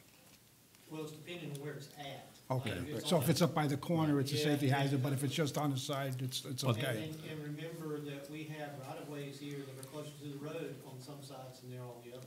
Okay, It doesn't mean it's a safety hazard, it means that based on the judgment of, Yes. yeah, that's Well, what it means. that's his Okay. job, is to Yeah, judge it. that's what I'm saying, let So- him do his job. So again, Like a 2-foot. but you don't have to grandfather it then, No. because whether you put it in today or you put it in 3 years ago, it depends on whether it's a safety hazard. yeah, but or right not. now, it's defined as, it must be under 1.5 feet. So, you know what I'm saying? There is a definitive, Yes, it doesn't say unless it's a safety hazard or something. So you'd have to maybe adjust that language a little bit, recommend, you know what I'm saying? Yeah, we're gonna need to, I think we're gonna need to specifically look at that, and that, I guess. Okay. that's right. Yeah, good. us working together. Let them look at it, Yeah. let them look at it, yeah. It works. Because that's what we talked about months ago, so. This text amendment's gonna require some changes in the land use. We may not I have think- to make those changes in the Joe, land, I'm land use. in a rush if- to do it too, but you can tell. We should really put something in writing and vote on it next meeting, Okay. I think, just for clarity's sake. You can't hear the discussions that are going on. For that, yeah, you should. I know. Well, I was saying, just, you can For tell that item by or for what all the we're items? talking about, despite we would like to put this in effect as quickly as possible, that you can tell that there's a few more issues than we may have thought, and this motion it's not going to make much sense. So I'm suggesting that we get all these facts down, and at the next meeting, we could put something in writing, everybody can look at, and we could make the motion at the next meeting and vote on it. For this particular item, or For all of the whole 9 items that we're Okay, talking I'm about. okay with that. I'm okay with that. You know, and instead of doing it one by one, we'll just talk about them, and we'll make one vote on the motion. So, Mike, let me be clear, are you wanting to wait till the next meeting to make a decision on the implementation, or are y'all wanting something to come back that you can change, like a text amendment? I'm sorry, Well, he's asking is, you want to adopt everything at the same time, is what I hear you saying, but his question is, whether or not you want us to put in your agenda packet a proposed ordinance that makes the changes that staff recommended. Exactly. Okay, exactly. understood. Right? You agree I'm good with that. Agree with that? I'm okay So, with so that it'll be concise and cogent and all those nice, comprehensible for everybody when they read it, and we can just vote on it, Okay. right? Okay, Okay. so and we have to change the you'll motion. include the town ordinance also for no parking, Yes. overnight parking? Yes, sir. Okay. All right. Tim, would you like some help? I can work with you on this? All right. Overnight? Overnight? No, the whole thing, the first phase, the first phase. Yeah, if you just give me, Yeah. Yeah, good. Okay. All Okay, right. we good? We're good. Are we through with number 11? I think so. All right, number 12 on the agenda. Mr. Freer going to talk about siblings. Yeah, the attorney is proposing removing or sibling in the ordinance, and I see that she has. I just have one, I'd like it to be 30.23, I'd like it to be the day of adoption would be today, not tomorrow.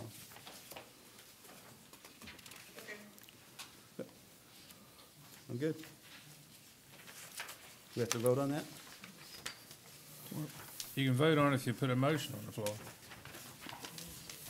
I make a motion to accept the ordinance change that the attorney made with the effective date of immediately, today. I have a motion. Need a second? Second. Any discussion? Just, are we voting on 1801, or are we going to vote on the revision to 1803 as well? Or are we going to do that separately? How do you want to do that? There were two parts to this, right? Or am I losing my mind? I'm losing my mind. Okay, I'm sorry, I'm sorry. I'm jumping ahead of the, Another item. I'm sorry. No problem.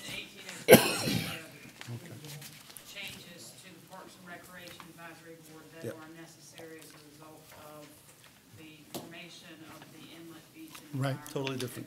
Right, Totally different. different one. I have no additional discussion. You ready to vote? Yes, sir. All in favor, say aye. Aye. Opposed, say no. It's unanimous. Okay. We're gonna turn the page to go to number 13, is that right? Yes.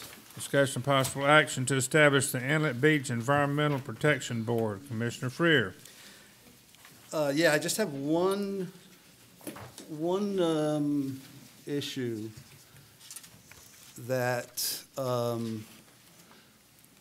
is about the secretary being an employee. That's against our Staff member. 30.25B, where no town employee shall serve as the secretary of any board. So I'd like that removed.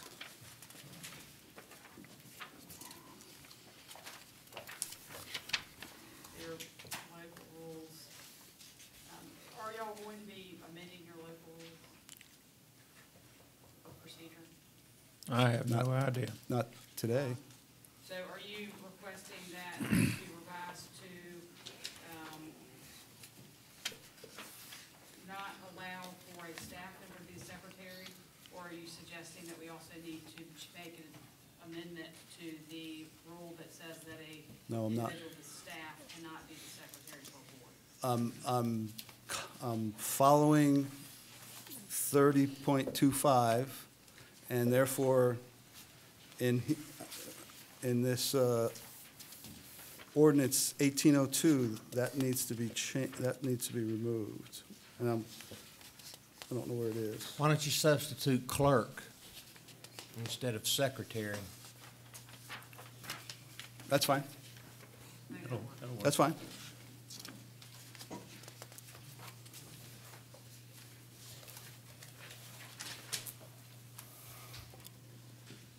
Otherwise, I'm good. I have a few questions. I have a few points. First, I thought that what we were doing was inlet beach and dune protection. So environmental protection to me means something totally different than the focus we were on, which was about the inlet, the beaches, and protecting the dunes. So I actually believe that environmental protection opens us up to a whole larger possible interpretation, and I would actually prefer this to be Inlet Beach and Dune Protection Board, which was sort of how I was looking at this originally. I want to make sure that we're not duplicating effort, and I clearly, in my opinion, under powers and duties, I see that D is basically the job of the town staff. It's what we pay them to do. And so if we want information on schedule, status, performance, budgets, all we need to do to receive that for ongoing efforts is ask for an update of this. So I really don't like to have duplication of effort. And to me, D is clearly duplication of effort with town staff. Okay. So, I would actually, powers and duties, I would propose removing D and moving everything else up, so that we allow the town manager and staff to do their job and report to us the way they are supposed to. I also had the agreement on the secretary thing, so that was fine. I didn't see any references as for other committees for attending conferences or meetings that could be educational, for people or informative, and that then there would be, like an agreement whether or not there would be recompense if there is a budget. And I actually wondered if that was something that you would want to add, that it encourages people if they, if there are conferences or local meetings that it would behoove them to attend, that they, going through proper steps, can be reimbursed for expenses within a budget that they have. So I think that this is an advisory board to the Board of Commissioners. Mhm. There are expenses of things that a board member might want, an advisory board member might want to sign up for, can be approved by the town manager, I don't think it needs to be codified. So Okay. it would be a departure to put that in the ordinance. This ordinance is about what authority they have Mm-hmm. and what are their roles, what are their attendants, and who can qualify. Okay. And it's consistent with the other town boards, other than the planning board, which is a completely Different animal. creature by statute. Okay. Yeah, so, you know, I worked with the town manager and town attorney to come up with this. So, according to D, I'd like to ask the town attorney and the town manager what their, Just one thing, if you're going to address that, I have a similar, Jesus, a similar with C. To me, monitoring proposed dredging projects, beach renourishment projects, to me, that also seems to be the job of the town. So I could see if we changed it to evaluate the feasibility and cost benefits and bring that to the board, but to monitor the progress of these projects as they go along, that just doesn't seem to me to be the job of the advisory committee. I'm sure that David will concur with both Commissioner Spoken's opinion of duplication of efforts. My understanding was that the board wanted an advisory board to give them reports separate and to keep abreast of projects that were going on. That's why it's in there. I mean, I think that this board is tasked with large responsibilities of which they have no authority to enact anything because everything's going to be a conduit back to the board. This inlet beach and environmental protection board will gather information, research information, and then bring it to the Board of Commissioners for consideration on any action. I would think that staff's involvement with providing that information and also giving input at a meeting where the board was considering taking action on the recommendation by the board would be key also. Okay. I would just say one other thing while we're talking. I understand why some of the members of the board feel that establishing this is important. We live in a beach community, coastal community. The beach is the lifeblood of the community. But I looked at the website of 10 other coastal communities, and out of the 10 coastal communities, only 2 have anything that's even similar. So I'll just tell you who doesn't have it, and then I'll tell you who does have it. So Ocean Isle doesn't have it. Emerald Isle doesn't have it. Morehead City doesn't have it. Carolina Beach doesn't have one. Wrightsville Beach doesn't have one. Southport doesn't have one. Sunset Beach doesn't have one. Oak Island has what they call an advisory committee, but they are volunteers that go and do cleanups in the marshes and things like that. They don't have anything to do with it. Topsail Beach has one, according to the website, but it lists nothing. It just lists the names of members. It doesn't say what the advisory committee does. And North Topsail Beach says it has one. It calls it the Shoreline Protection Committee, but it hasn't met since 2010. So I guess the question I have, which goes into what a couple of the other people said, in this committee, could we take the existing Parks and Recreation Board and assign them the duties or the responsibilities that we eventually agree on should be used by that would benefit inlet protection and dune protection? Or do we actually need a totally separate advisory committee to do this? So there's a couple of things. I'd like things changed if we do in fact establish it, but I first question whether we actually need it. So we can debate those questions. I think we do, in that it's the most important thing I think we've got to face the next 3 to 5 years is what happens to the beach, what happens to the inlet. And so everybody knows, tomorrow's a gone day for me. I'm going to go to a meeting about the shallow draft inlet in order to know what's going on and make sure I know what's going on.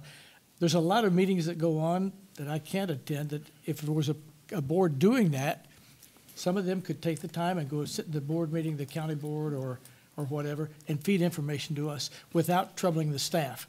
They will get a lot of information from the staff, but I think they'll have to go out and get a lot on their own. And for that, I think we need an independent board. I agree.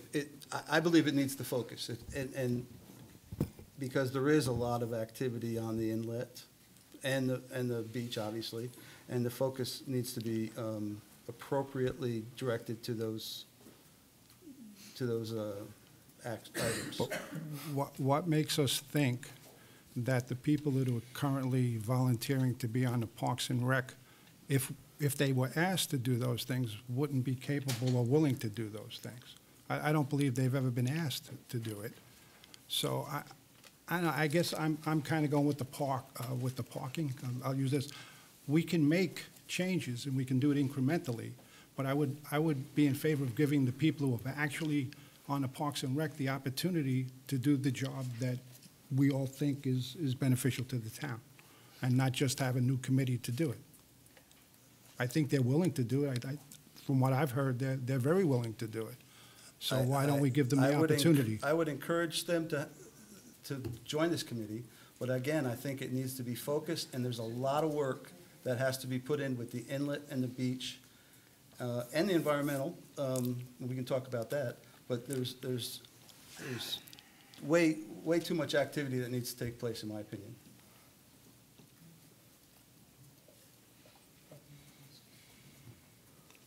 I don't disagree with having a committee that focuses more on the beach and inlets.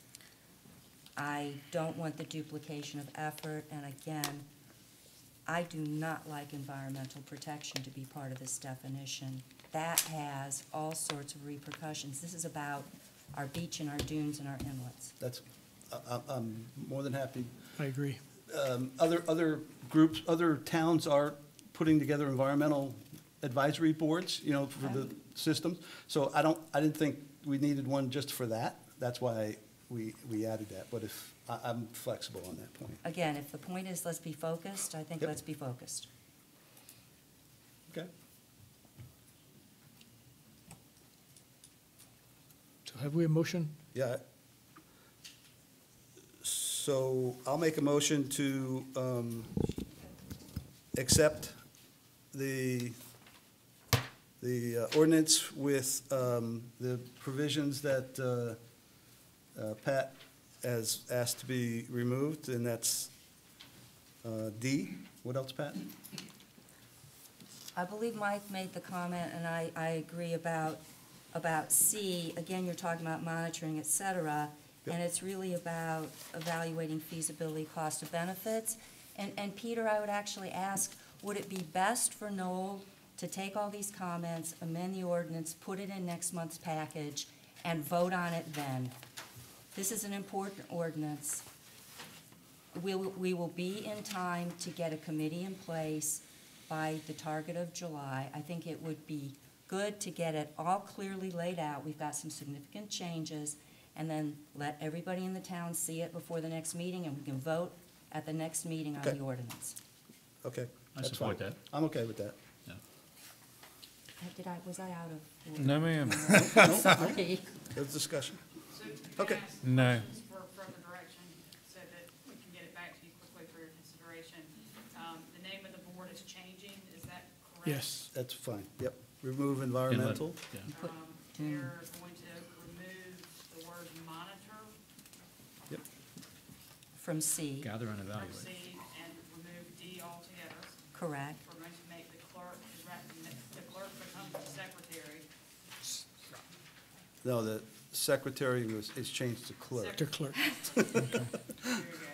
Anything else? Yeah, as far as C is concerned, it was more than just removing monitor. I think the language of that particular section has to be changed so that it would actually start with evaluate the feasibility and cost benefits of dredging projects, beach and dune nourishment projects. Okay. That way, All right. And then, everybody's fine with it being a 5-member board, Yes.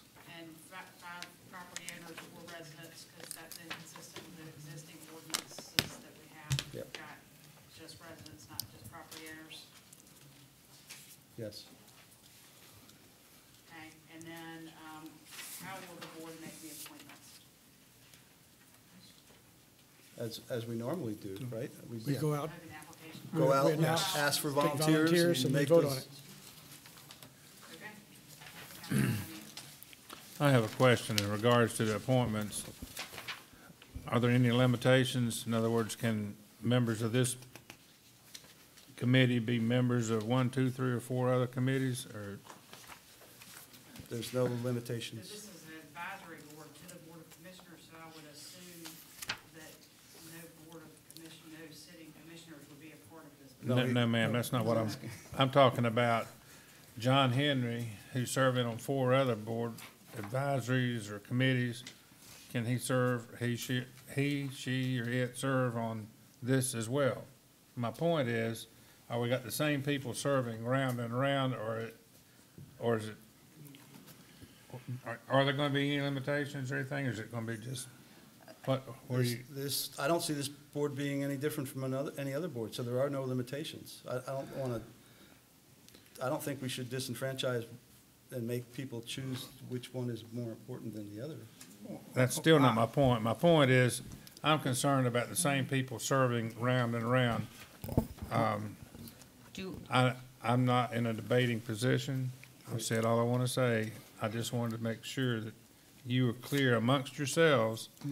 That's a valid point, because if the reason that this board is going to be established is because there's going to be so much work for this board to do, then the people on this board should be dedicated solely to the work, that this tremendous amount of work that we foresee this board having to undertake, as opposed to the other boards in the town. I disagree with that, because that's no provision for any other board. So no, I don't agree with that. That doesn't mean, but we can. Pete, you were the person who said there's going to be, then why can't the people that are on the Parks and Recreation do it? Either there's going to be so much work for these people to do that they should be dedicated solely to this task, or they should, or they. It's not about they people, it's should- about focus, in my.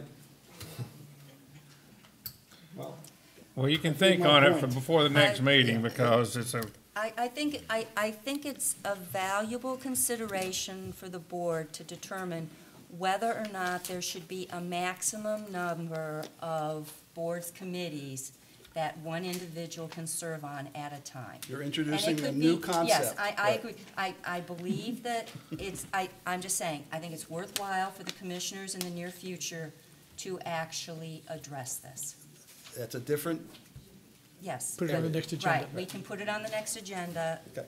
We've got the ordinance text clear. since there was no motion put on the floor, is that correct? right, it's coming back next month. Sorry.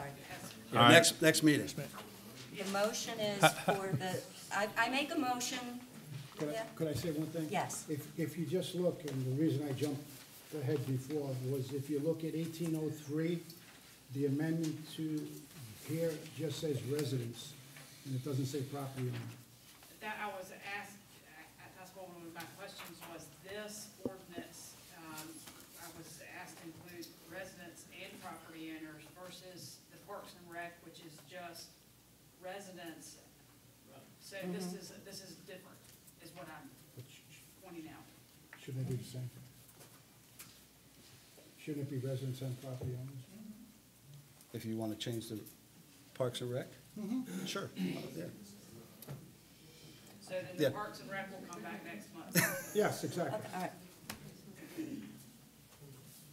So you said you want to, as I understand it, Mayor, the motion is that Noel is going to amend, based on all of our comments, ordinance 1802 as we discussed, and bring it back for dissemination and voting at the next meeting. And it sounds like, at the same time, ordinance 1803 will be brought back with the suggested changes. Because it's related, right. And so the motion is to allow that to happen. Okay, I can declare a consensus and move on, or if you want to go through the motion process. We have a motion, is there a second? Second. Or you don't do the consensus, all right, all in favor, say aye. Aye. Waste another minute, all right. Next item on the agenda. Number 14. Lockwood Fire Dredging Project.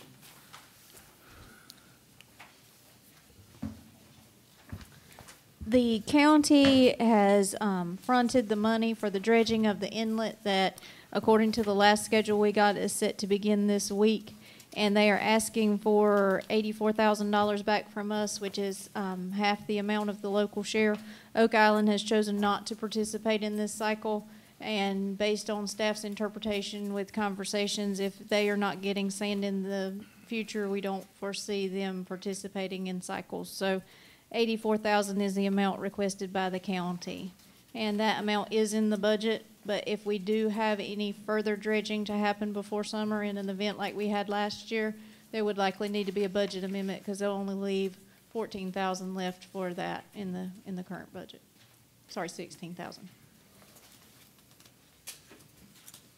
We put this on the agenda, requested it be on the agenda to acknowledge and punctuate the event before the release of the funds, and would ask for the pleasure of the board on the release of those funds.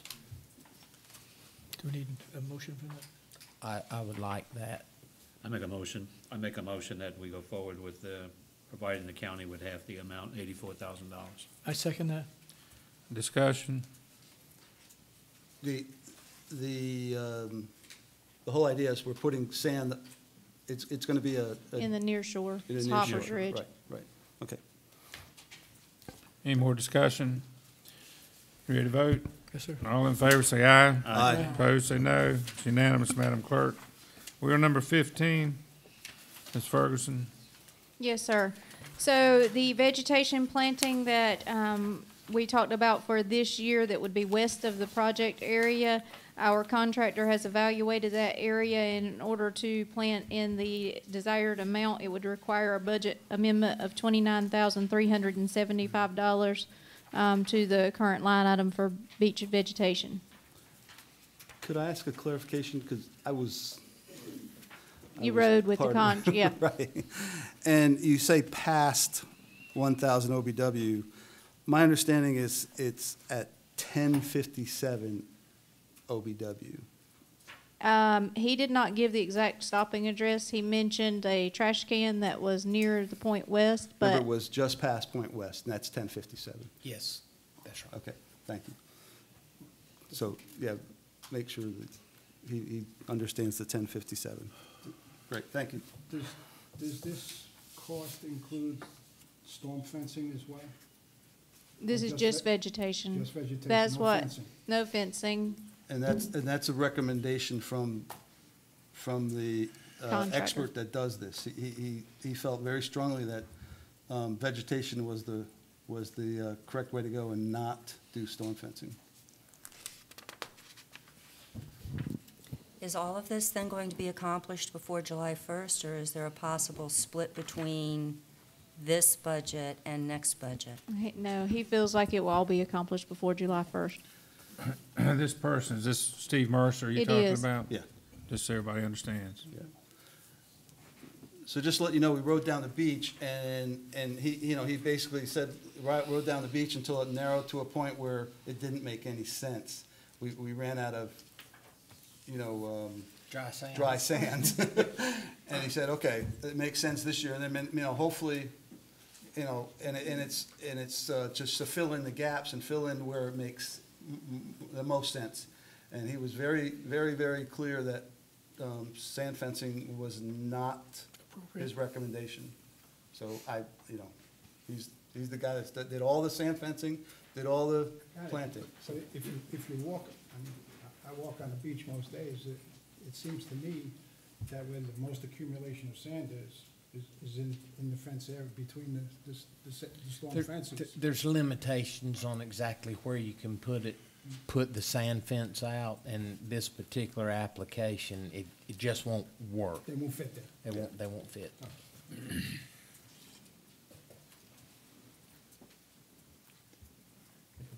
I move that we approve the request for the funds. Second. Any discussion? Hearing none, all in favor say aye. Aye. Opposed, say no. Unanimous. I get to keep going? Keep going, you got the floor. The Parks and Rec Advisory Board at their last meeting wanted to schedule a ribbon cutting for Bridgeview Park based on the availability that we had of the commissioner's schedule from when their meeting dates for the year was discussed. The date that was selected to go before you is July 10th at 1 o'clock, because that would coincide with your regular meeting day in July that you scheduled for this year. So they would just like you guys to make a motion for that date to be okay so that they can move forward. So moved. Second. Discussion. Hearing none, you ready to vote? Yes, sir. All in favor, say aye. Aye. Okay, unanimous. Are you through, Ms. Ferguson? I was so rude to you earlier. I want to make sure that you had all the time you needed.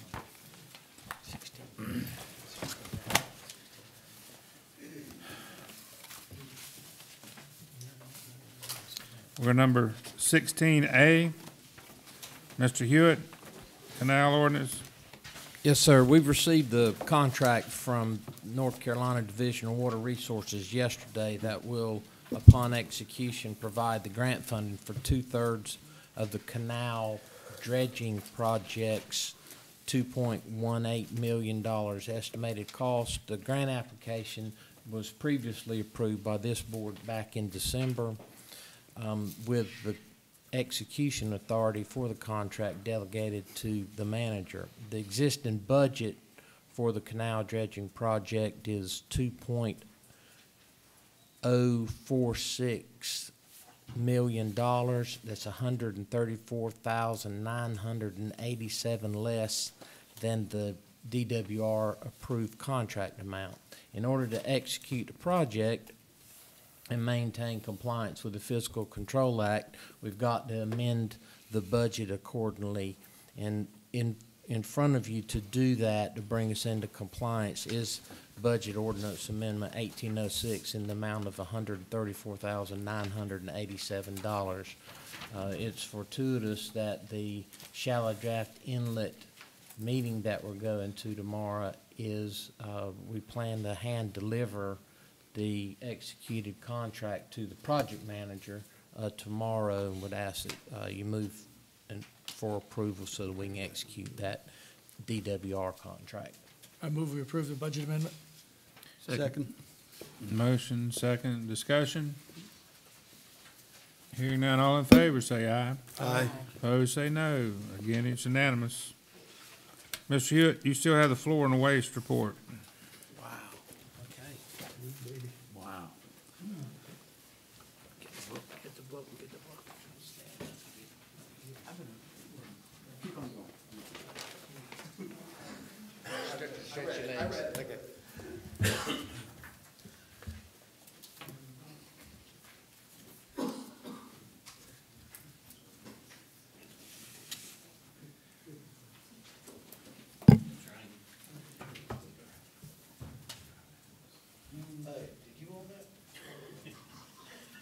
I'm gonna let you give this report.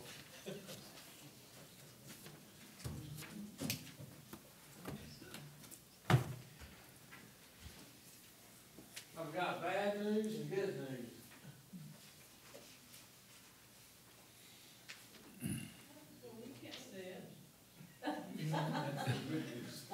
I've got 23 slides. Bad news. The good news, they've only got 1 or 2 bullets on each one, and they're larger text than the one that Tim used, so. Let me have the clip. This is sad that this is the one I see. Yeah. I believe that this report was put online. I don't know if all the report with its 25 tabs have been copied in the back. The slides that I have pretty much parrot the report itself. And I'll start by saying that the purpose of conducting the solid waste study was to define, refine, and implement some specific solid waste methods, practices, and solutions.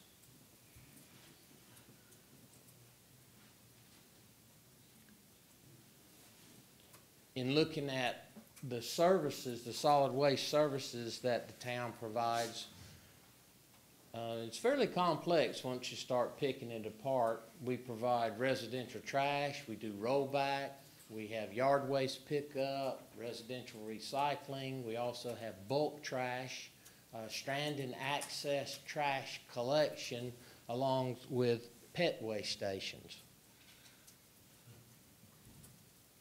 Some of the facts that we have teased out of this mix that we call solid waste are the fact that a lot of folks probably don't realize that the town is the beneficiary of the county's waste contract, wherein they provide year-round trash pickup via waste industry contract. Then the town provides for a second weekly trash pickup in the summer via a second waste industry contract.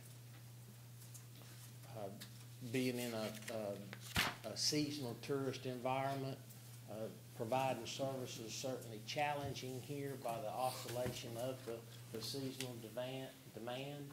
There have been some requests for an increase in trash and recycling services. Those are the few that I've seen. The commissioners may have received some more, but there are a few, and those are referenced in the staff study. The Board of Commissioners specifically requested costing out what the increasing recycling and requiring all rentals to recycle would cost. The town's total solid waste budget for all of those 8 or so services that we provide is approximately $210,000, and it's paid for by a mix of general and occupancy tax funds. Residential curbside recycling is a voluntary subscription service. That is, if you want recycling at your house, you have to voluntarily subscribe to it. We do not provide bulk item recycling. So these couches that you see out beside the road, that's not a service provided by the town. It may be somebody laying out, or it might be one of the new right-of-way parking landscaping improvements, but it's not a bulk item removal service that the town provides. Some of the assumptions that we made in going through this: any service expansion will have to be offset by other service reductions and or new money, kind of basic. The town has no control over the Brunswick County Waste Industries contract. Recycling might not work for rental properties due to some of the turnover logistics. The Board of Commissioners will decide on the implementation of any of the actions coming out of the study or recommendations by the staff. Some of the legal framework, there's 2 main points here that I think are appropriate, and please, Counselor, correct me if I'm wrong.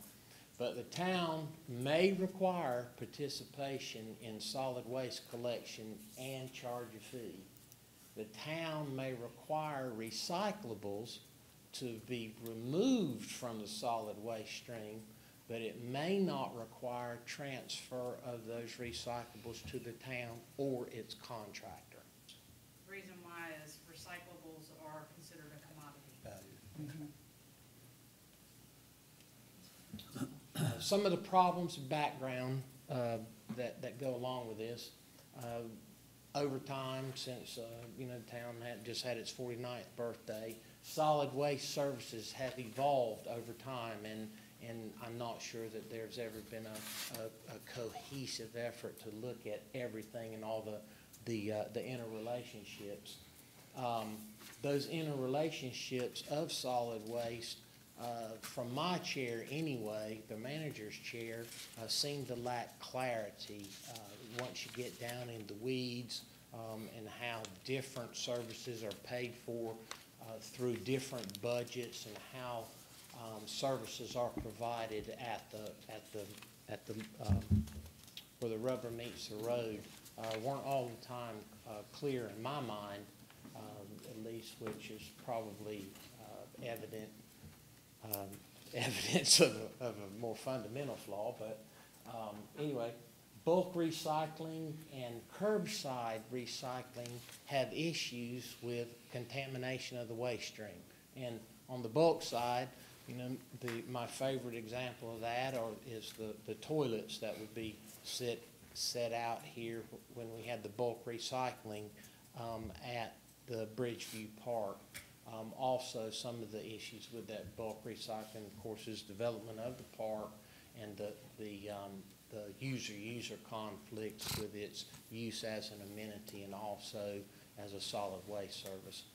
Likewise, curbside recycling has waste stream contamination issues also, putting things in there that you can't, you're not supposed to. Well, everything is recyclable. It's just what is acceptable to the vendor as far as what they will recycle.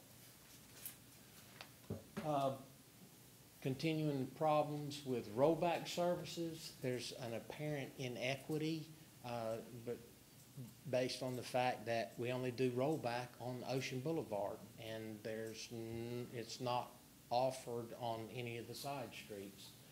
The perceived liability and exposure for providing rollback up to underneath someone's house, accessing their property is an issue, and also disconnect with the intent of the ordinance. There's an apparent disconnect with the ordinance wherein the ordinance articulates that the desired state is to have the cans up next to the house.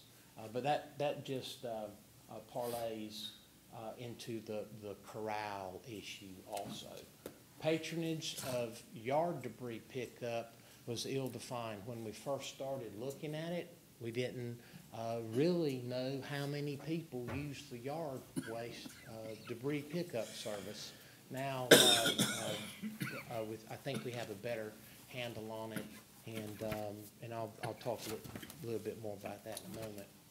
Enforcement, there is a disconnect between what the perception is and the reality of enforcement on, for instance, the second can issue.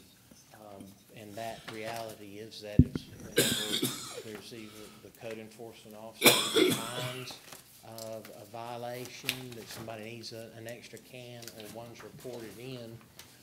We actually don't have, we advise them of their shortcomings, and they're remedied. We actually don't have any non-compliances in pendency at the current time.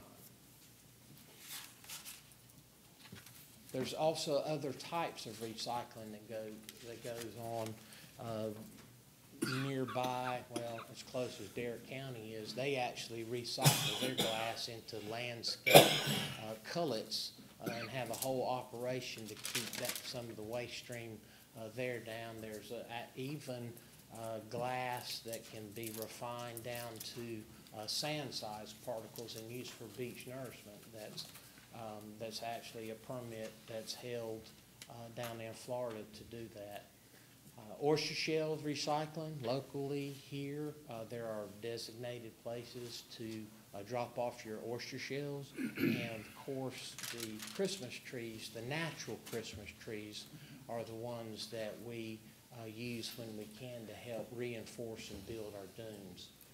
Communications, in looking back through that, our website, our blast, and our links on our website, we've got a lot of communication tools in place now that address solid waste and recycling in general. So those are kind of the preambulatory remarks, but I want to get down and discuss on some of the logic and the method that we looked at. Like I said, the commissioners prompted a specific review of looking at recycling, increasing that frequency, extra recycling cans for rentals, and also to look at what the appropriate enforcement would be. So I asked a group of really good folks, really nice folks, to help me out with looking at conducting a solid waste services review. And I'm going to call you out. Those people were Bonnie Cox and Beth Carr from Brunswick Land Realty, Ben Burnside, Woody Tyner, Rich White, Glenn, Mary Lou Lauren, and Karen Fleshauer. And those were the volunteers, citizen volunteers. And of course, we fleshed out that whole group with a complete cadre from the staff, Public Works, Code Enforcement, Town Clerk, Recreation Director, Admin, and also the Budget Analyst helped there. I will say this, that the stakeholders, particularly the citizen volunteers, had some very strongly held beliefs, and but they were really good to work with and helped immensely in gathering perspective and also acting as a second and third set of eyes and then playing the devil's advocate on some of the things that we do. Thanks to you guys. The group actually, the staff actually prepared the services matrix, which is early on in your staff study, or in the report. That's where we went through all of the services and looked at things like manpower, material, budgets, those specific type details associated with the services.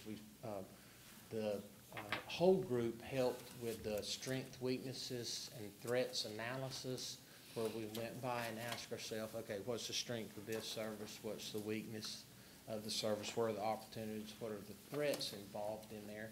And also helped in benchmarking other communities. We benchmarked up and down the coast, some similar, some not so similar. Along the coast, some of the benchmarks as far as, do you do this type of service? How do you do it? Those kinds of things. And then also were invaluable in sharing some of their perspectives with us. Okay, specifically toward the commissioner's tasker on providing all residences with recycling, blue can, one blue can per residence, weekly, year-round. We got quotes from Waste Industries, and that quote is about $211,000. And Waste Industries also quoted us to go to a weekly in the summertime and then bi-weekly in the other 8 months of the year, and that cost us about $150,000. Now this is town pays the freight on this. This isn't a subscription. This is town pays for a blue can to be used by everyone on the island. Now, whether they choose to use it or not, or they want to throw their trash in it, is another thing. All we can do is put it there and make it available for them to use should they choose to recycle. And then we took it one step further. The current bi-weekly subscription service is $54 a can. That budget's right at $20,000. But we also got quotes from Waste Industries to go to a weekly service year-round, and that kicks the cost up to about $104, doubles the price to annually to $40,000. But again, this is pass-through money, but this is the cost to the subscriber. And then if you wanted to look at something, pursue with a weekly in the summertime and then a bi-weekly schedule, after that it'd be $75 a can, and then the overall impact is $28,000. This assumes that the current subscribers would stay the same. Both of these quotes were priced using the current level of 377 subscribers.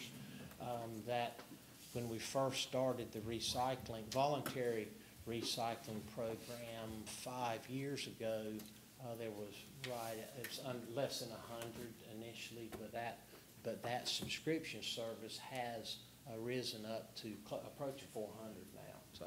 That's a lot higher than I would think. Are you? Yeah, oh yeah, that's the number. Good. Now, what we don't know is we don't know what, who would subscribe if it went to some variant for, other than the bi-weekly service. We don't know that. So, conclusions, options, and recommendations.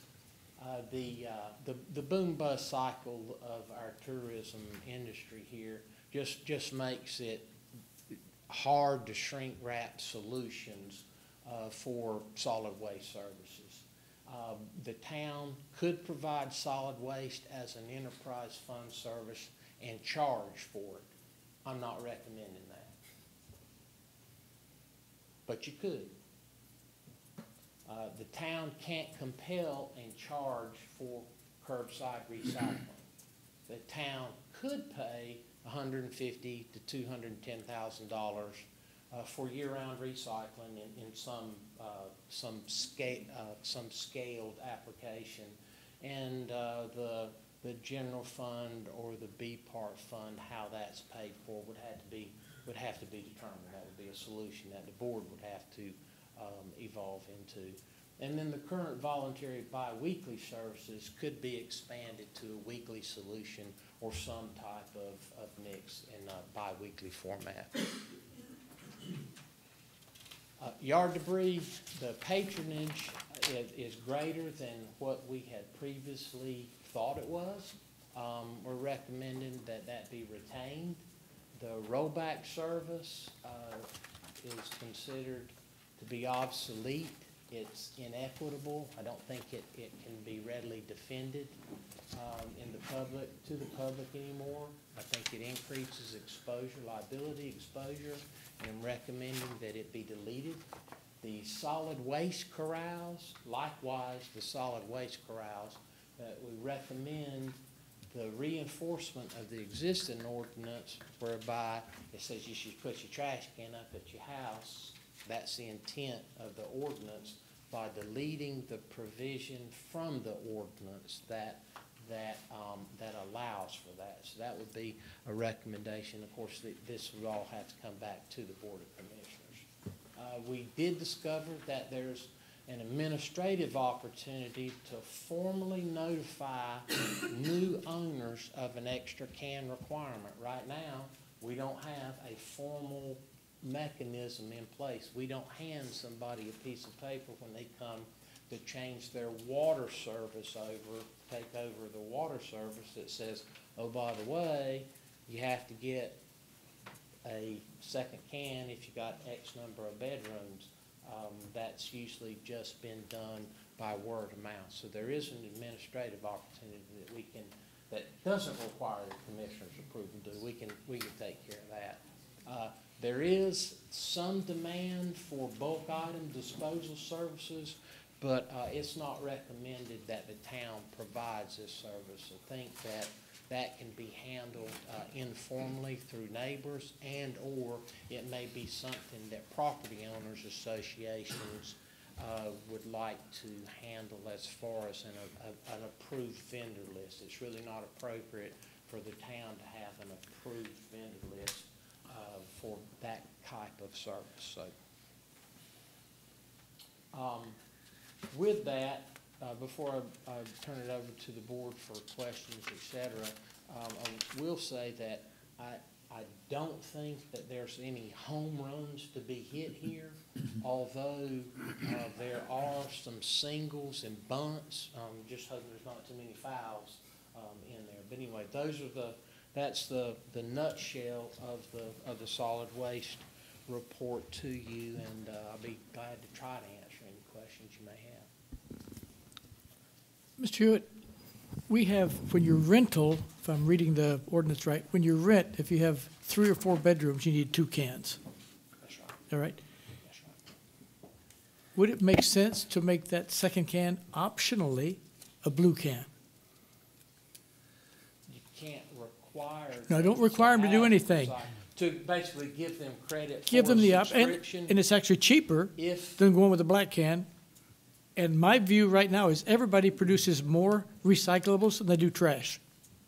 I hear what you're saying, but you have to understand that that blue cycle can is not gonna be picked up twice in the summertime under the current bi-weekly structure. Remember, Brunswick County pays for one of the pickups in the summertime, and then the town pays for the second pickup in the summertime. I'm sorry, Brunswick County pays for all year round, one can, one pickup. Town pays for summertime, one can, second pickup, or however many cans that they've directly subscribed for in addition to their base requirement. But it was discussed on some way to possibly give the subscription, the recycling subscription folks credit against that ordinance. It would be a partial, it would be premonition, really. And I don't think that it would achieve the objective of getting that extra amount of trash gone. And I mean, we're talking about rental properties in the summertime. That rule only applies to rental properties, correct? The extra. Well, it actually leads one to believe with the preamble, it talks about rental properties, but the ordinance itself, it says all properties have to have those extra cans. Now, we may need to get another read in on that one, but that was my. Boy, I'd have to read that again myself. Yeah, that was mine. But it's in there, it's 54 Okay, something. yeah. How well do you think that rule is, There's about 800 and some change properties that have a total of 900 and some extra cans that are paid directly to waste industries. And so 800 properties have 900 and some cans. not extra cans, but total cans? 900 extra cans. Okay. So that's, Is that right? Is it pretty safe to assume those are rentals? Pretty safe to assume they're rentals? Unless we've got some of those all homes that are included in there, there's no way to tease that out readily. I mean, unless we want. so we're assuming there's 800 and some odd rental properties? No, I didn't say that. I didn't say that there was 800. I said Homes. that there's 800 homes that have the extra can. There's more than 800 rental properties. So We are way low. that's where I'm going. I have in my neighborhood, I have 10-bedroom houses, and they have their 5 cans, and they have their 6 cans for 2. So it means that we have a lot of houses on the island that don't have enough cans. But there are a lot of two-bedroom places on this island too, which is 1 can. May I? I have a number of things. I know that we've said we were waiting for this report before we really got into discussion about what do we want to budget for, and that will be discussed at budget meetings, I understand. But there were some things, and I've had a lot of people ask me about extending our twice-a-week service to more of a May 1st to October 1st, because let's face it, May and September are extremely busy now, and it would be good to know whether we could negotiate that. It's not gonna be for this year, it'll be for next year, but what that would cost the city, because that would be for solid waste. I think that. And you know what, we can probably Yeah. get a fairly, obtain a quote fairly readily, Waste Industries, and I'm sure that it's linear, that the cost for the tourist season on the second. Now, this would be for the second pickup, but Brunswick County paid for pickup, I mean, that's all year round. Yeah, I don't know, This is the second pickup. I understand. On the recycle, I think there's a lot to be said for, again, getting that second pickup in during whatever we decide is peak season. If we extend it again from May till October, it'll be more, but see how many people are willing to join because we're going to have the more frequent. Do it and see what happens in a year of, does the extra cost put people off, or does the extra pickup help people, buy into it? So, I think the idea of getting the second pickup and trying to keep the voluntary going but grow it is a logical way to proceed, and see how it goes. I mean, we're going through a lot of stuff this year about, let's make some changes and see how it goes. This could be one that would work, rather than doing the mandate. Even though I like the idea of everybody recycling, I understand the law. Could I make a comment about that? Yeah. And I agree with you, but I'd be curious of the 377, how many are rental properties and how many are full-time residents? I'd say the majority is full-time residents, and once every other week is probably sufficient. We have that, I think. Okay. It's on a yellow sticky somewhere, but I believe, somebody's gonna tell me I'm wrong, and I'll bring this back to you, but I believe it's the other way around. We were surprised at the Okay. number of recycles Yeah. that were having, because one of my assumptions were that recycling may not work for rental properties, but let me bring that detail. No, I think back to you. I think the need for rentals is weekly during the summer, but I don't think the need for full-time residents is weekly during the summer. That's my point. That's why I asked the question. Well, we have a number of residents who have said they would appreciate Talking about weekly. recycling? Yeah. there? Yeah, Okay. that's what she was mentioning. I want to talk about pushback, because I personally think that pushback is something we should do on Saturdays during peak season, and it needs to be island-wide. Sunset Beach does it. Since we had our government training, we were able to talk to other commissioners who were there, and Sunset Beach does pushback on the island. They do the whole island. It's something that they do for the same reason we've talked about it, to get those cans back, to make the neighborhoods and the street look better, and it keeps people from running into the trash cans. So I see you've recommended that we stop it. I would actually recommend that And we're in the minority that we on that, keep too. it. Yeah, Ocean Isle does not do it. I understand that. Yeah. I understand that. But if the town is going to stop it, then what are the recommendations and help you're going to give to residents to help them get those cans back up? Because there's gotta be some direction on Oh, how to. absolutely. We'd have to phase it in. We'd have to apprise the rental property managers of that, because in the summertime, that burden's gonna fall to them on a real busy day. And, I mean, we just wouldn't recommend stopping it tomorrow. We would actually have to pick a date and roll out, when it's not gonna be done anymore. I wouldn't suggest that it be stopped tomorrow. 1 July is probably the logical date, except it's the busiest week of the year, so that's probably not too astute to do either. But yes, we would need to roll out the decision on the timing for the truncation of that service. Again, I think this could be a discussion to make some sort of commissioner decision, and if it needs to be factored into a budget, is it the cost worth the service, it might be the appropriate place, but I have a lot of people who are very keen on recycle, or on pushback service. And we haven't priced that island-wide Right. either, but it's something we can bring back. I know that we've said that, a new recycle center on the island isn't something that anybody really wants to think about.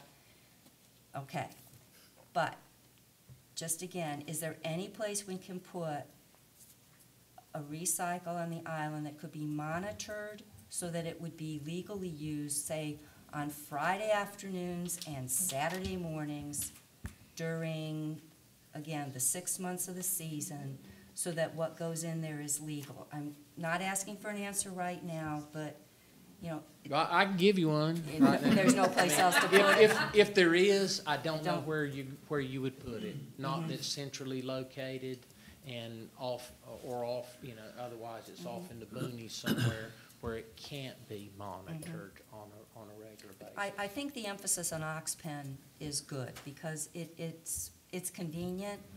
I think more emphasis on it can only get more people using it.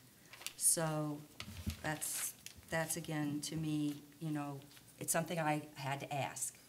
And the last one is, how can we better enforce the proper number of cans at the rental houses? I know that if somebody calls and complains, you know, so such and such has trash all over the place, and I noticed they only have 2 cans, and I've looked it up, and they have 8 bedrooms, they should have 4. But is there any steps the town could take before season starts to try to improve the situation at the rental house, at the rental properties? Well, since the ordinance reads all properties. It's actually rental homes. We'll change that. It's rental Oh, rental homes. It homes. says There we go. rental homes. Yeah, it says rental homes. As divided, chapter 157. Tab 11, last page. David, can I? Yeah, go ahead. Usually on a yearly basis, we staff, with 2 people in our department. We usually visit anywhere from 400 to 600 properties. Mm-hmm. And depending on that, we go by all the houses multiple times a day. If we see a house and we don't think, if we see trash, or we see a house that we don't believe, and I go in them, that they don't have enough trash cans, I walk right by it or right by it, we actually do notify them, you know what I mean, that they don't have enough trash cans. We have done that, and we do that. And Rhonda's constantly, she's vigilant more so than I am. I only notice it when there's a whole bunch of trash, or when I come out of the big house and I need to put something in the trash can and I ain't but 1 or 2 there. But we don't have any kind of structured thing to make sure that everyone is complying, but we are paying attention, you know what I mean, when we're thinking of it. I think a structured thing, I love your coincidental observation was very good. But I would argue for a structured, because I think it's a big problem. And what's the penalty if you don't? Is there? $25 a violation. Okay. Yeah, I'd like to see some structure around that if we.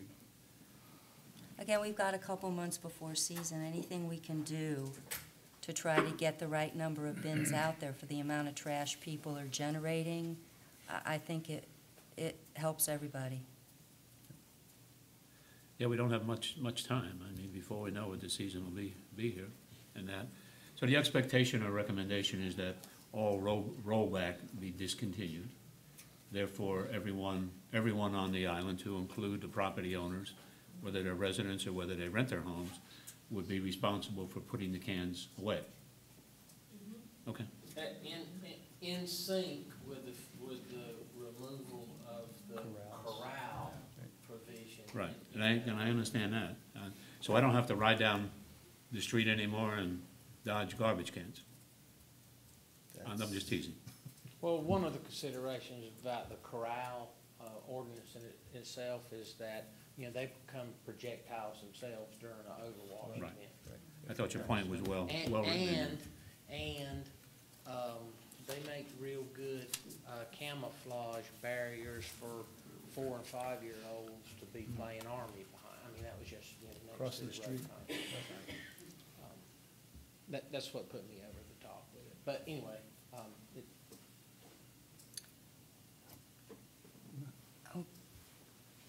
You finished? Yes.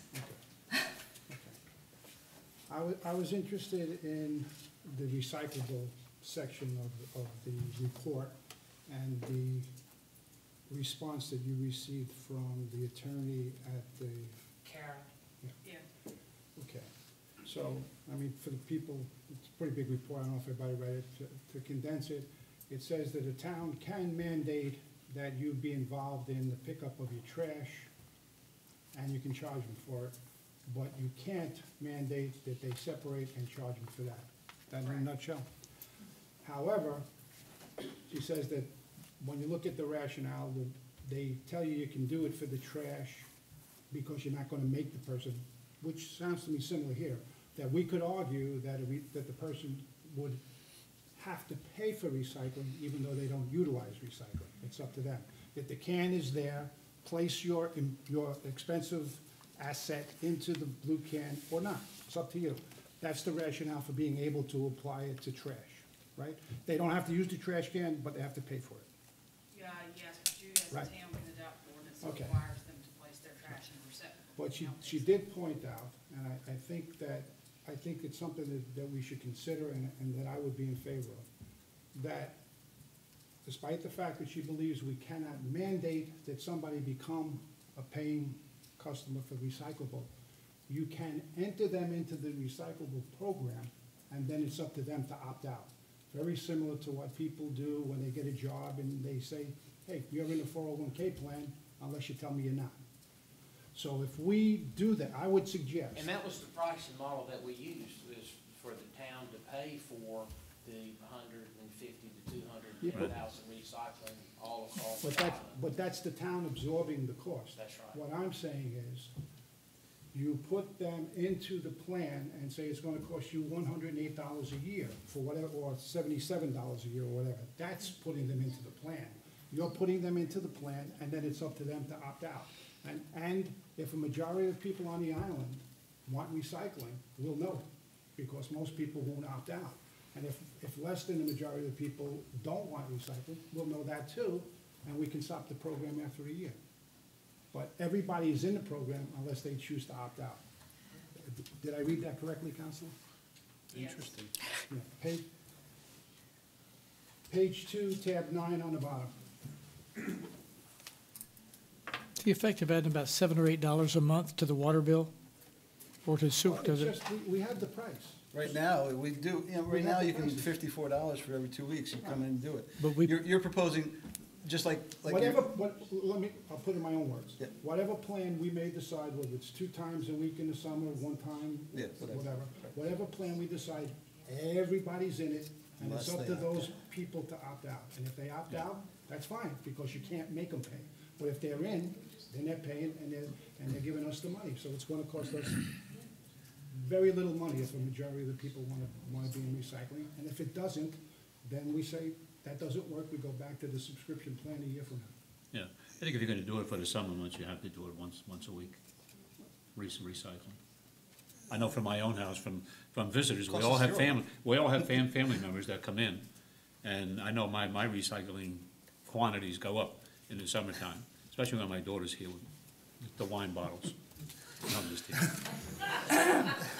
So it costs no money really, Mike, because you're just, they're. It depends on how many charging. people opt out, right? No, right now, we have 377 people. Oh, yes, it Yeah. costs us money, but what I'm saying is, I think the majority, is the people who are concerned with recycling, and as an island, it's the idea that that's not enough people. We want the people in the summer to recycle, we want the rental homes to recycle, and so the way to do that, without violating the law and is to say, we're all in, it's $108, or it's depending on the plan. Yeah, right. You know, it's And you opt out. $75, it's $108, we're all in, everybody pays it. And if Mike Sullivan says he doesn't want to pay it, he tells the town, take my blue can away, I'm not paying it. And anybody can do that, and then you're not in violation. Otherwise, he'll get billed for the whatever, 54, We'll 72, We'll just or pass whatever. that bill through to the homeowner. And that way, like I said, it's no different than what corporations are doing all over the country every day. You're in until you tell us you're out. And it's just something to consider. That's an interesting idea. You're encouraging like heck to do it, right? Yes, Right, I'm right. in favor of that. Yeah, I mean, I am too. It's a very interesting And what that concept. would entail is a contract amendment with Waste Industries on recycling on our solid waste contract. Also, the board to approve a fee schedule, to charge for the recycling. That's all we're talking about is recycling. But technically, in its simplest form, if we kept it as every other week, which I'm not saying we have to, Whatever. it wouldn't require anything. We would just quadruple the number, right? That's what he's saying. It would require us to, because we would have to be authorized to assess a fee. Right. So you're gonna have to Yep. adopt a fee schedule. Yep. And, The 54 that would be bucks. set up as an enterprise fund. Okay, interesting. Wow.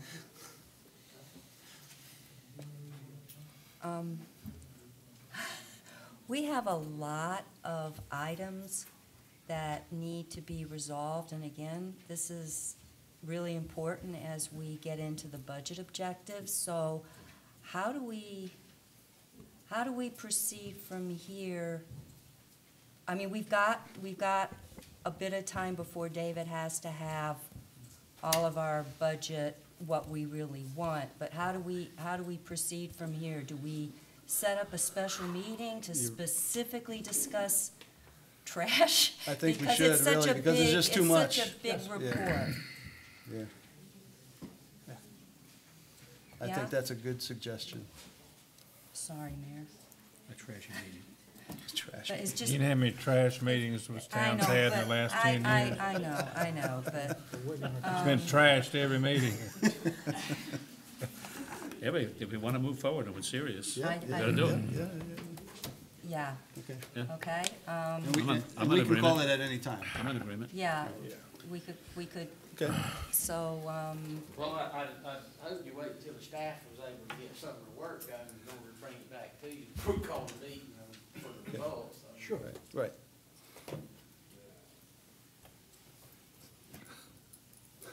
All right, Commissioners, what do you want to do? I just, so there's more, there's obviously some questions that were asked, and we'll wait for the staff to, you tell us when we can schedule that special meeting. Is that fair enough? Okay. okay, You good? I certainly didn't anticipate any decisions. Yeah, coming. yeah, I'm getting exactly what I had anticipated here is some, Okay. balancing act Okay. and idea formulation, so we can bring something. All right, the So we can consent, bring something back to the board. all right, the consensus is no action. Mr. Hewitt's going to bring the information back at a later date. Correct. All right. Mr. Hewitt, are you not still up? Mr. Evans is, I think. Oh, Mr. Evans, I'm sorry. Ooh, where are we? We're getting close. Mr. Evans, can you be funny this late? No, that'd be recycled. I could watch the hockey game tonight. Oh, this is 10. I'll be up.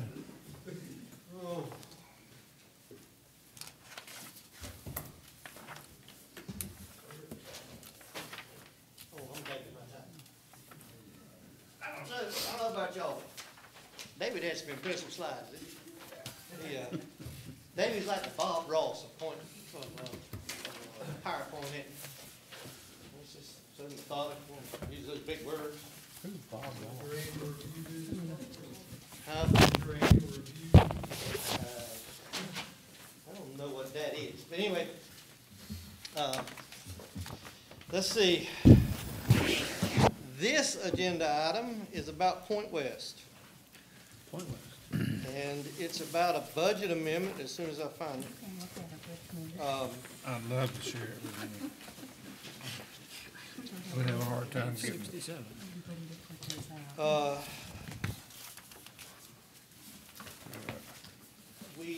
Sometime back in 2011, I got a complaint about stormwater issues in Point West from property owners inside of Point West, and then subsequently after that, I got complaints from properties owners outside of Point West.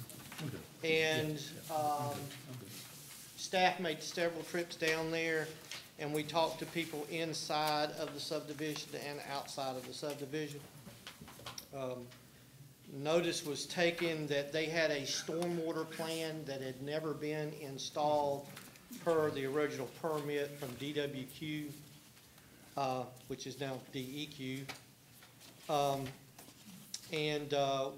We spent years trying to work out the nuances with DEQ and DWQ to find out why it wasn't installed properly.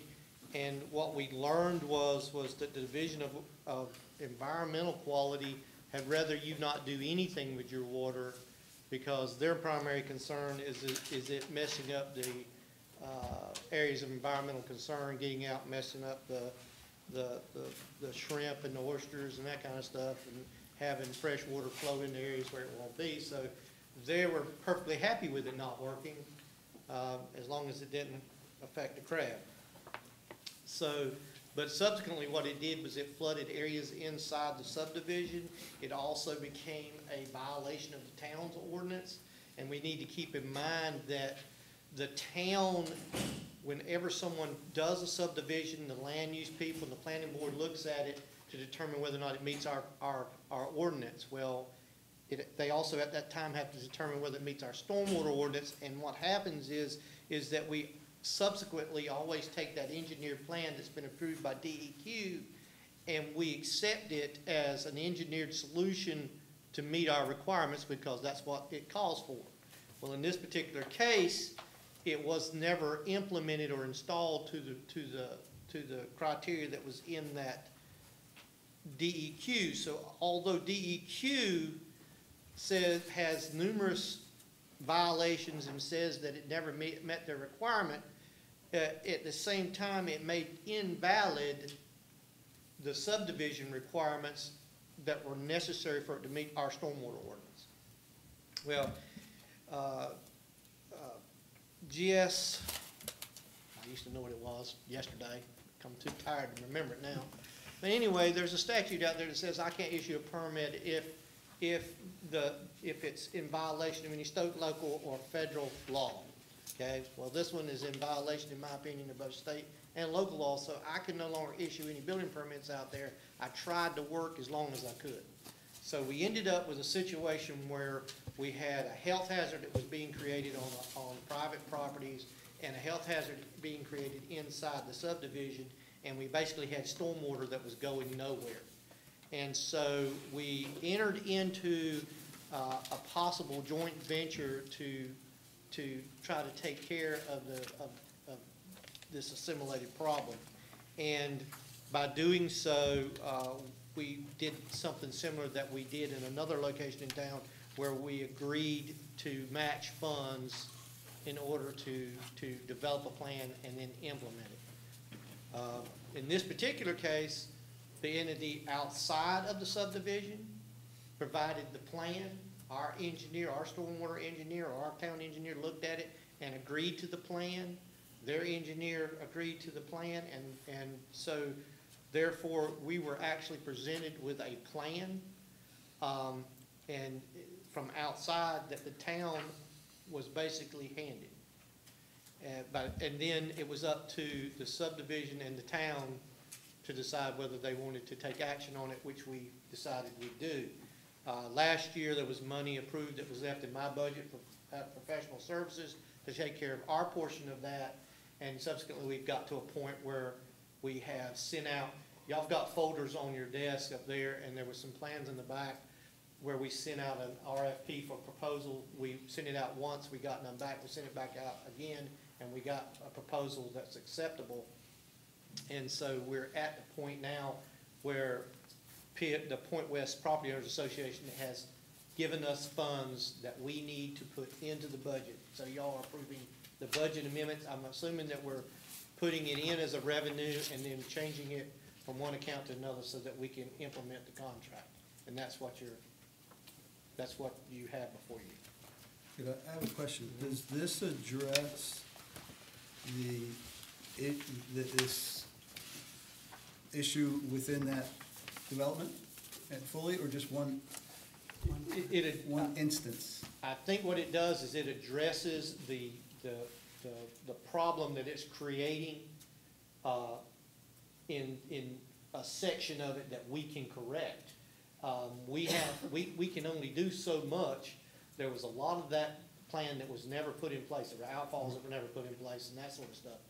In this particular case, most of the water seems to be ending up on a private property that's outside of the subdivision. And then there's a lot of standing water in there. And that plan, what it does is actually, it actually improves some inverted areas in there that allows it to get to an outfall and then going out of the subdivision instead of going in the other direction. We're basically, we've turned people's lots into retention areas. Right, right. Is what we've done, and we can't do that. So your answer I'm pretty is- sure there's a law out there that says you can't make somebody retain your water. This is basically a facilitated resolution to a private property owner asking the town to enforce its ordinance and keep water from running off from an adjacent. So it's one specific property owner that we're addressing in this development? He's not in No, the not development. He's out. entirely. He's outside the There is, this property owner is not in, well, one, I'd be happy to advise the board in closed session attorney-client because there is threatened or pending litigation. So the board should be aware of that. This has been going on since 2011. The state, probably for a lack of resources, was not enforcing the engineered plans that were designed for the subdivision. The town has requested that be done. It hasn't happened. At the same time, we have a violation of the town's ordinances that is causing a hardship to a private property owner. Point West, the town, the private property owner's attorney have worked together to facilitate this resolution. It will address some of the stormwater runoff issues, but not all of the deficiencies in the plan that was submitted and approved by Diener many, many years ago. For example, correct me if I'm wrong, the plan that they submitted called for swales and things of a certain ratio. They're not there. So this is a corrective measure that will eliminate water runoff for a private property owner and also improve the stormwater functionality of Point West stormwater. Do you agree, Tim? Absolutely. A portion of Point West storm. Well, That's the answer, thank you. Well, let's be clear, most of the water's ending up where it's at, there are no swells. There's some swells, but the primary swells don't exist. And then there's two outfalls that don't exist. And as long as it stays the way it is, then as property owners in there, we have, our stormwater ordinance says you can't run property from your water from your property onto another person's property. And you can't, there's state law that says, I've been well aware of this, that you can't force someone else to take and maintain your stormwater either. So we've got some issues there that need to be addressed. So I guess you talked about, that because of this, you were unable to grant permits in that development. Right, yes, So they're in if violation of this town is- stormwater ordinance. If this is done, will that alleviate that? Well, it'll allow me to issue the permits because their engineer and our engineer has said that that is a solution to the stormwater problem. Okay. Yeah. The town is not going to correct the fact that swales were not built, that some lots in that subdivision are below grade as proposed on the engineered plans that Diener approved. This is not a remedial action that will fix all of those deficiencies from the town's perspective. However, it will improve the stormwater to a point that the building inspector believes that the building permits can begin to be issued. For the entire subdivision? Well, here's the thing, is that whenever any new houses are put into the subdivision, they will be required to meet the requirements of our stormwater ordinance, okay? And their lots will have to have the proper things to take care of that. I'm telling you that there was no houses been built in there since I've been here. And so those violations that are in there now are violations that the best way to correct them is something like this. Okay, thank you. But there's one thing that needs to be said. Property owners in there like Mr. Cuttajar, some property owners are suffering a similar circumstance with water ponding around their properties. So this might take care of one issue, but there are other property owners in that subdivision suffering as well. So let's make That's my sure that question. so, this person that we're particularly helping here legitimately needs help. He's outside the subdivision. But there are others inside the subdivision that need help too. And, people bought property in there thinking that everything was okay, and it's not okay. And, I gotta be careful what I'm saying, because I have very strong feelings about the developer and the way things were done, but I'm gonna be quiet. So, Mr. Evans, have you an emotion that we need to, Yeah, there's an ordinance in place for the budget amendment. It's 18-05. 18-05. 9,000. Yeah. I move we accept, we accept. I second it. I have a motion and a second. Further discussion? Hearing none, you ready to vote? Yep. Yes, sir. All in favor, say aye. Aye. Opposed, no. It's unanimous. Thank you, Mr. Evans. I tried to be funny in there, Mr. Mayor, but I don't think anybody knows who Bob Ross is. Ms. Pat? Okay, if I'd have known how long this meeting was gonna be, I'd have delayed this another month. I already delayed it a month. I wanted, because we had such a lively meeting 1 month last year about decals and reentry to the island after an evacuation, I decided that it would be a good thing to remind everybody what the final agreement and what the policy is, because it's almost time for the water bills to get the decals out to people. So remember, everybody is going to get 4 decals per residence, and those are meant to be affixed to your car so that in the event of an evacuation, a severe storm, et cetera, those indicate that you are a property owner on Holden Beach, and as soon as the island is reopened by the mayor and others, you, because you have that decal, will be able to come back before the general public is allowed back on. Have I got that correct, Mr. Mayor? Yes, ma'am. So, hopefully, everybody being reminded of this, and it's in the packet.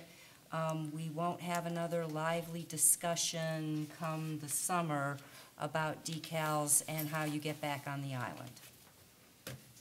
I could add one thing that you reminded me of, and that is that, and Mr. Hewitt, I don't know how we do this, but to tell the people who don't live on the island that one option is to put a copy, one of those, in your wallet Yes.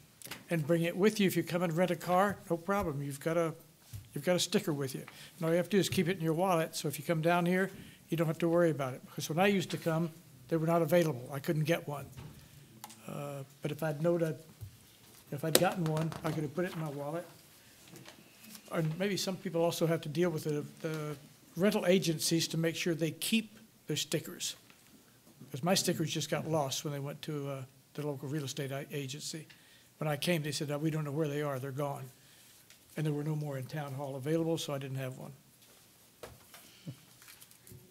I thought we agreed last year to go with 2 decals and 2 if you requested in town hall. Are we issuing 4 now? We changed it again. They implemented that and then it was like a month after each other because people were Come like, to town hall to get the extra 2. You can get 4. The fee schedule says 4, so that's what we would go by unless they change that. Make life easy. Don't All complicate right. it. We done? Did you get to say, are you Yeah, finished? it was an information, just confirmation to everybody, Okay. so that there was no confusion. Last year was very confusing. That's right. Mr. Fletcher, number 20. It's time to readmit the audit committee members. The 3 of the audit committee members that have been serving, Mark Fleschauer, Ron Skubik, and Ben Burnside, have shown interest in serving another year, and I recommend they be continued. And Tom Myers, who is both an engineer and an accountant, was one of the 3 that volunteered. I recommend that Tom Myers be added as a member of the audit committee, especially in view of our upcoming study that we have to do with the water bill and rate schemes. So my recommendation for the new one is Tom Myers, and all you need to do is approve that, right? It's whatever you commissioners want to do. Okay. What do they have to do? If the consensus is okay, Just- that's it's- the choice. Could do by consensus. I agree. I agree. I agree. Done. Consensus is, Yes. those names, Yes. you got them, Madam Clerk? Yes, sir. All right. We go on to the next item. Number 21, Town Clerk. There is a regular member vacancy on the planning and zoning board. I put two, ballots in front of you. If you choose to vote by ballot, you don't have to vote that way.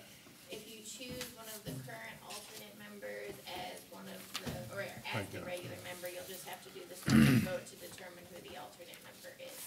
So if you wanna vote by ballot, you can, I can collect the first one. Pass it down. Do you, are you, Is that's how you guys wanna do it?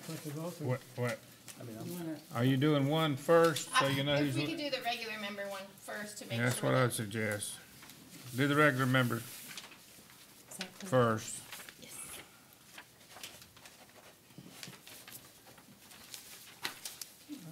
Will you sign it for me? Yeah, I was like, you're gonna give it to me. I thought it was a secret ballot. That's not allowed. Ooh, Thank you. Thank you. you're welcome. Thank you.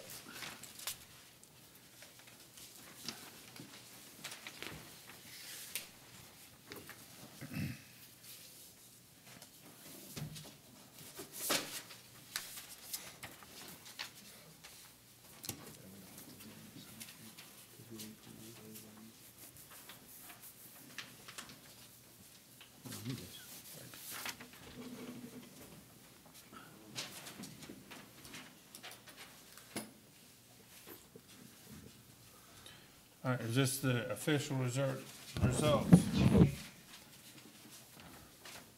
Does she understand the pay that she will be getting? That I can't promise you.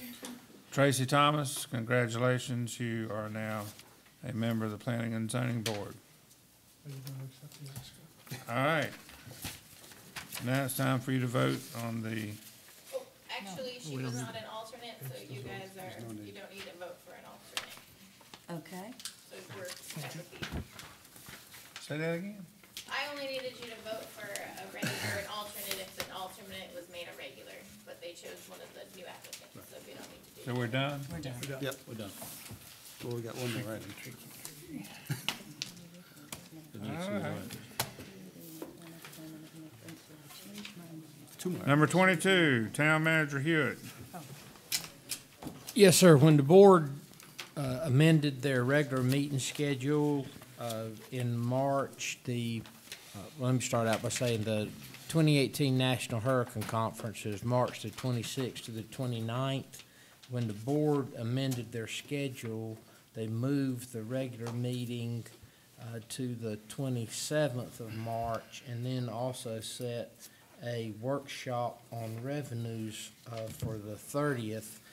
That would preclude me from attending the National Hurricane Conference because the law is that the manager's got to be at all the meetings, and I would like to see if the board would have any inclination on sliding those two meetings and doubling them up to, because that's the end of that month is Easter weekend, and sliding both of those meetings to Friday, the 6th of April, possibly.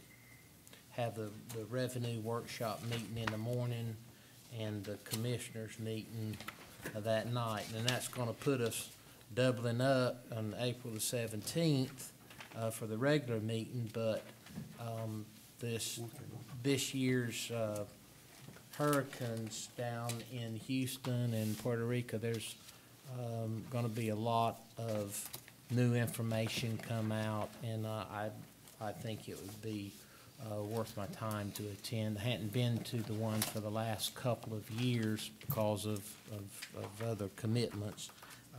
So anyway, that's one to put that on the table for the board. I have no problem with that. I'm good. All right, so restate what it is, so. To reschedule the regular board meeting that is currently scheduled for the 27th of March to the 6th of April, which is a Friday. I mean, that's a Friday, April the 6th. And then also the. At 7 o'clock that night? Yes, sir. And then also the budget workshop on revenues, which was scheduled for the 30th of March to that morning, time to be determined by the board for the 6th of April. I think in the past we'd done like 9 o'clock. 9 a.m. is good for me. Nine's good. On April the 6th? April the 6th. 9 o'clock. Thank you. Can I just ask that you, the board, allow me to amend the regular meeting schedule? I'm sorry, I didn't think of that before. Sure.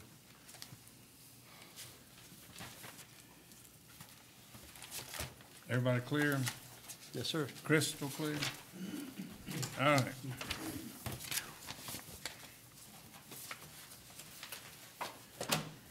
Mr. Sullivan.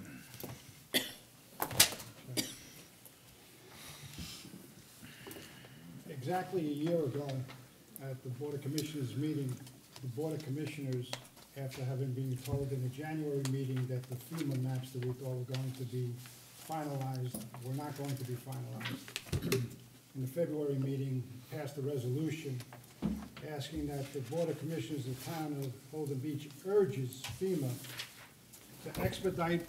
to expedite flood maps process, to explore options to expedite the approval and implementation of the flood map plans, and to communicate the status of the flood map process on a regular schedule.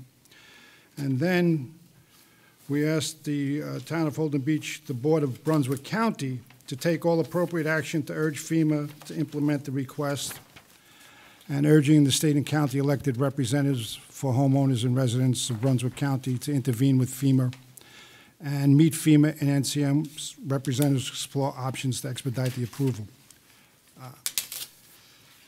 When I was preparing for this meeting, up to that point a week ago, when I submitted this, it was my understanding that absolutely nothing has been accomplished in the past year.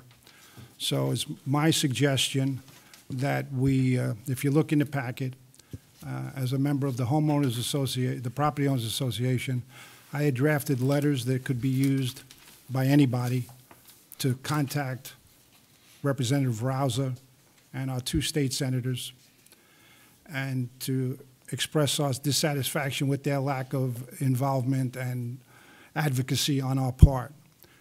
And what I would like the board to do is, I'll just say it right now, we, the 3 new members of the board, were at a class where we raised this question with the people who were there, and it just so happened that one of the other participants, come here, I want to tell you something, and he had received notification that on February 28th, the letter of final determination is supposed to be issued for Brunswick County. So that's good news. But being practical about these things, we've been told something was going to happen that hasn't happened. So I'm asking the board to authorize that we have these letters placed on our website so that not only the people who live here and are members of the Property Owners Association, but anybody who's involved, or anybody who likes and loves Holden Beach the way everybody sitting out here does, can take that letter and use it and send it to their representatives. It becomes a moot point if the letter is issued, but if it isn't, I want these letters put on the website on March 1st. Simple.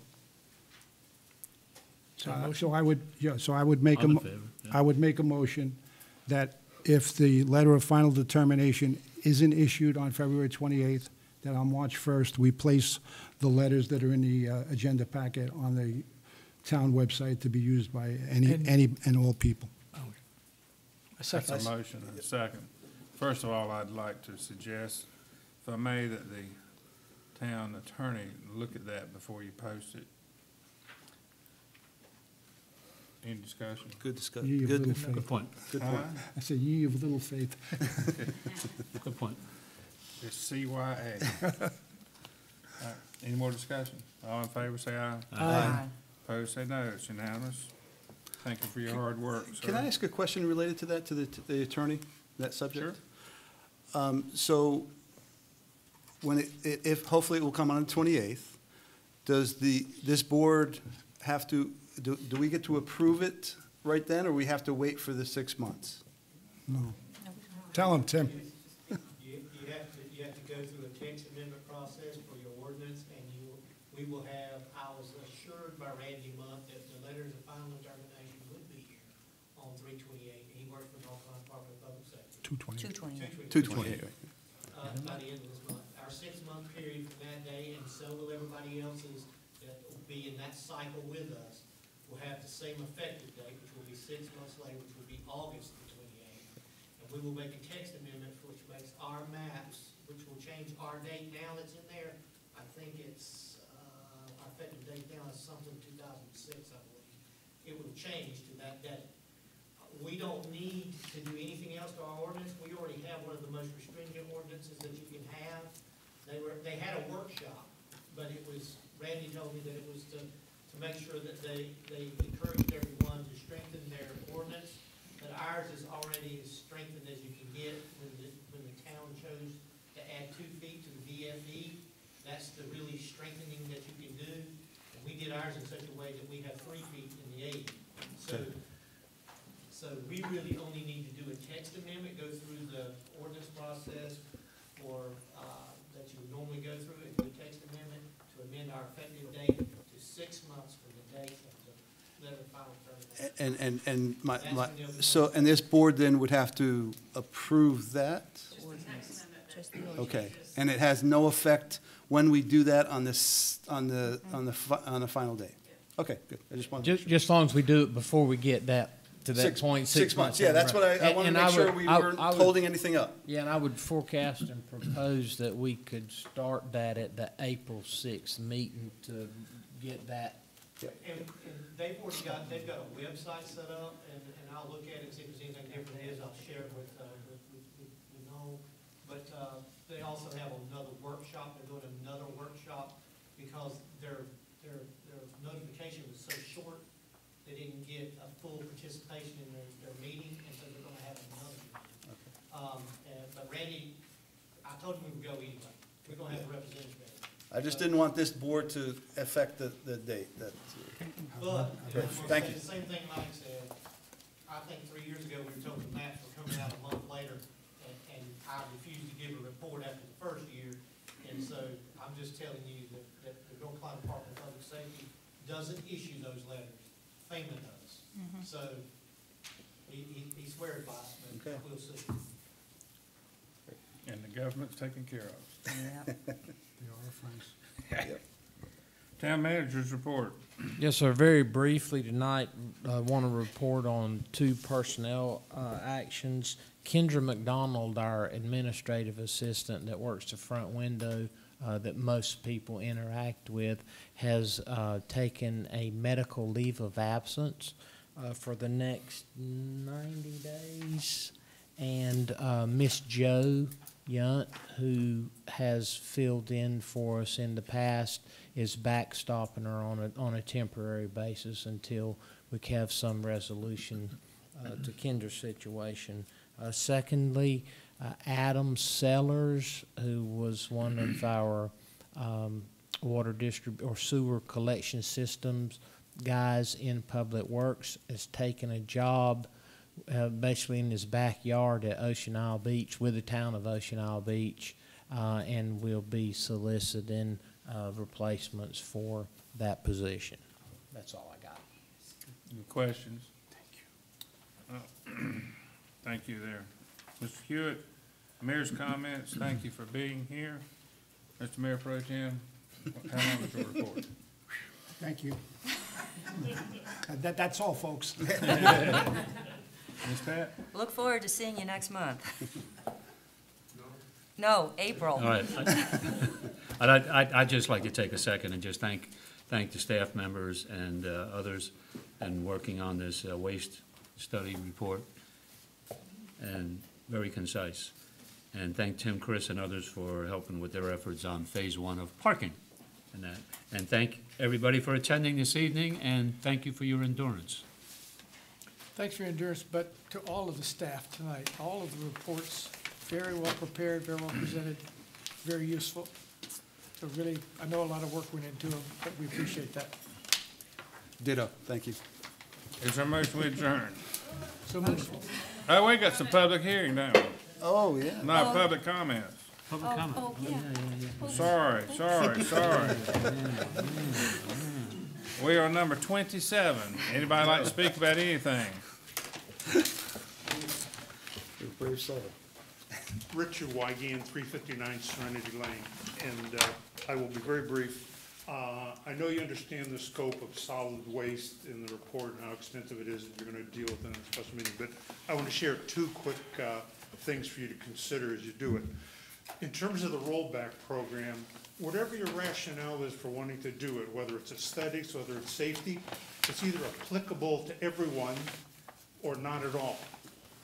And I've always been a proponent of people have to take personal responsibility. Government shouldn't be doing everything for us.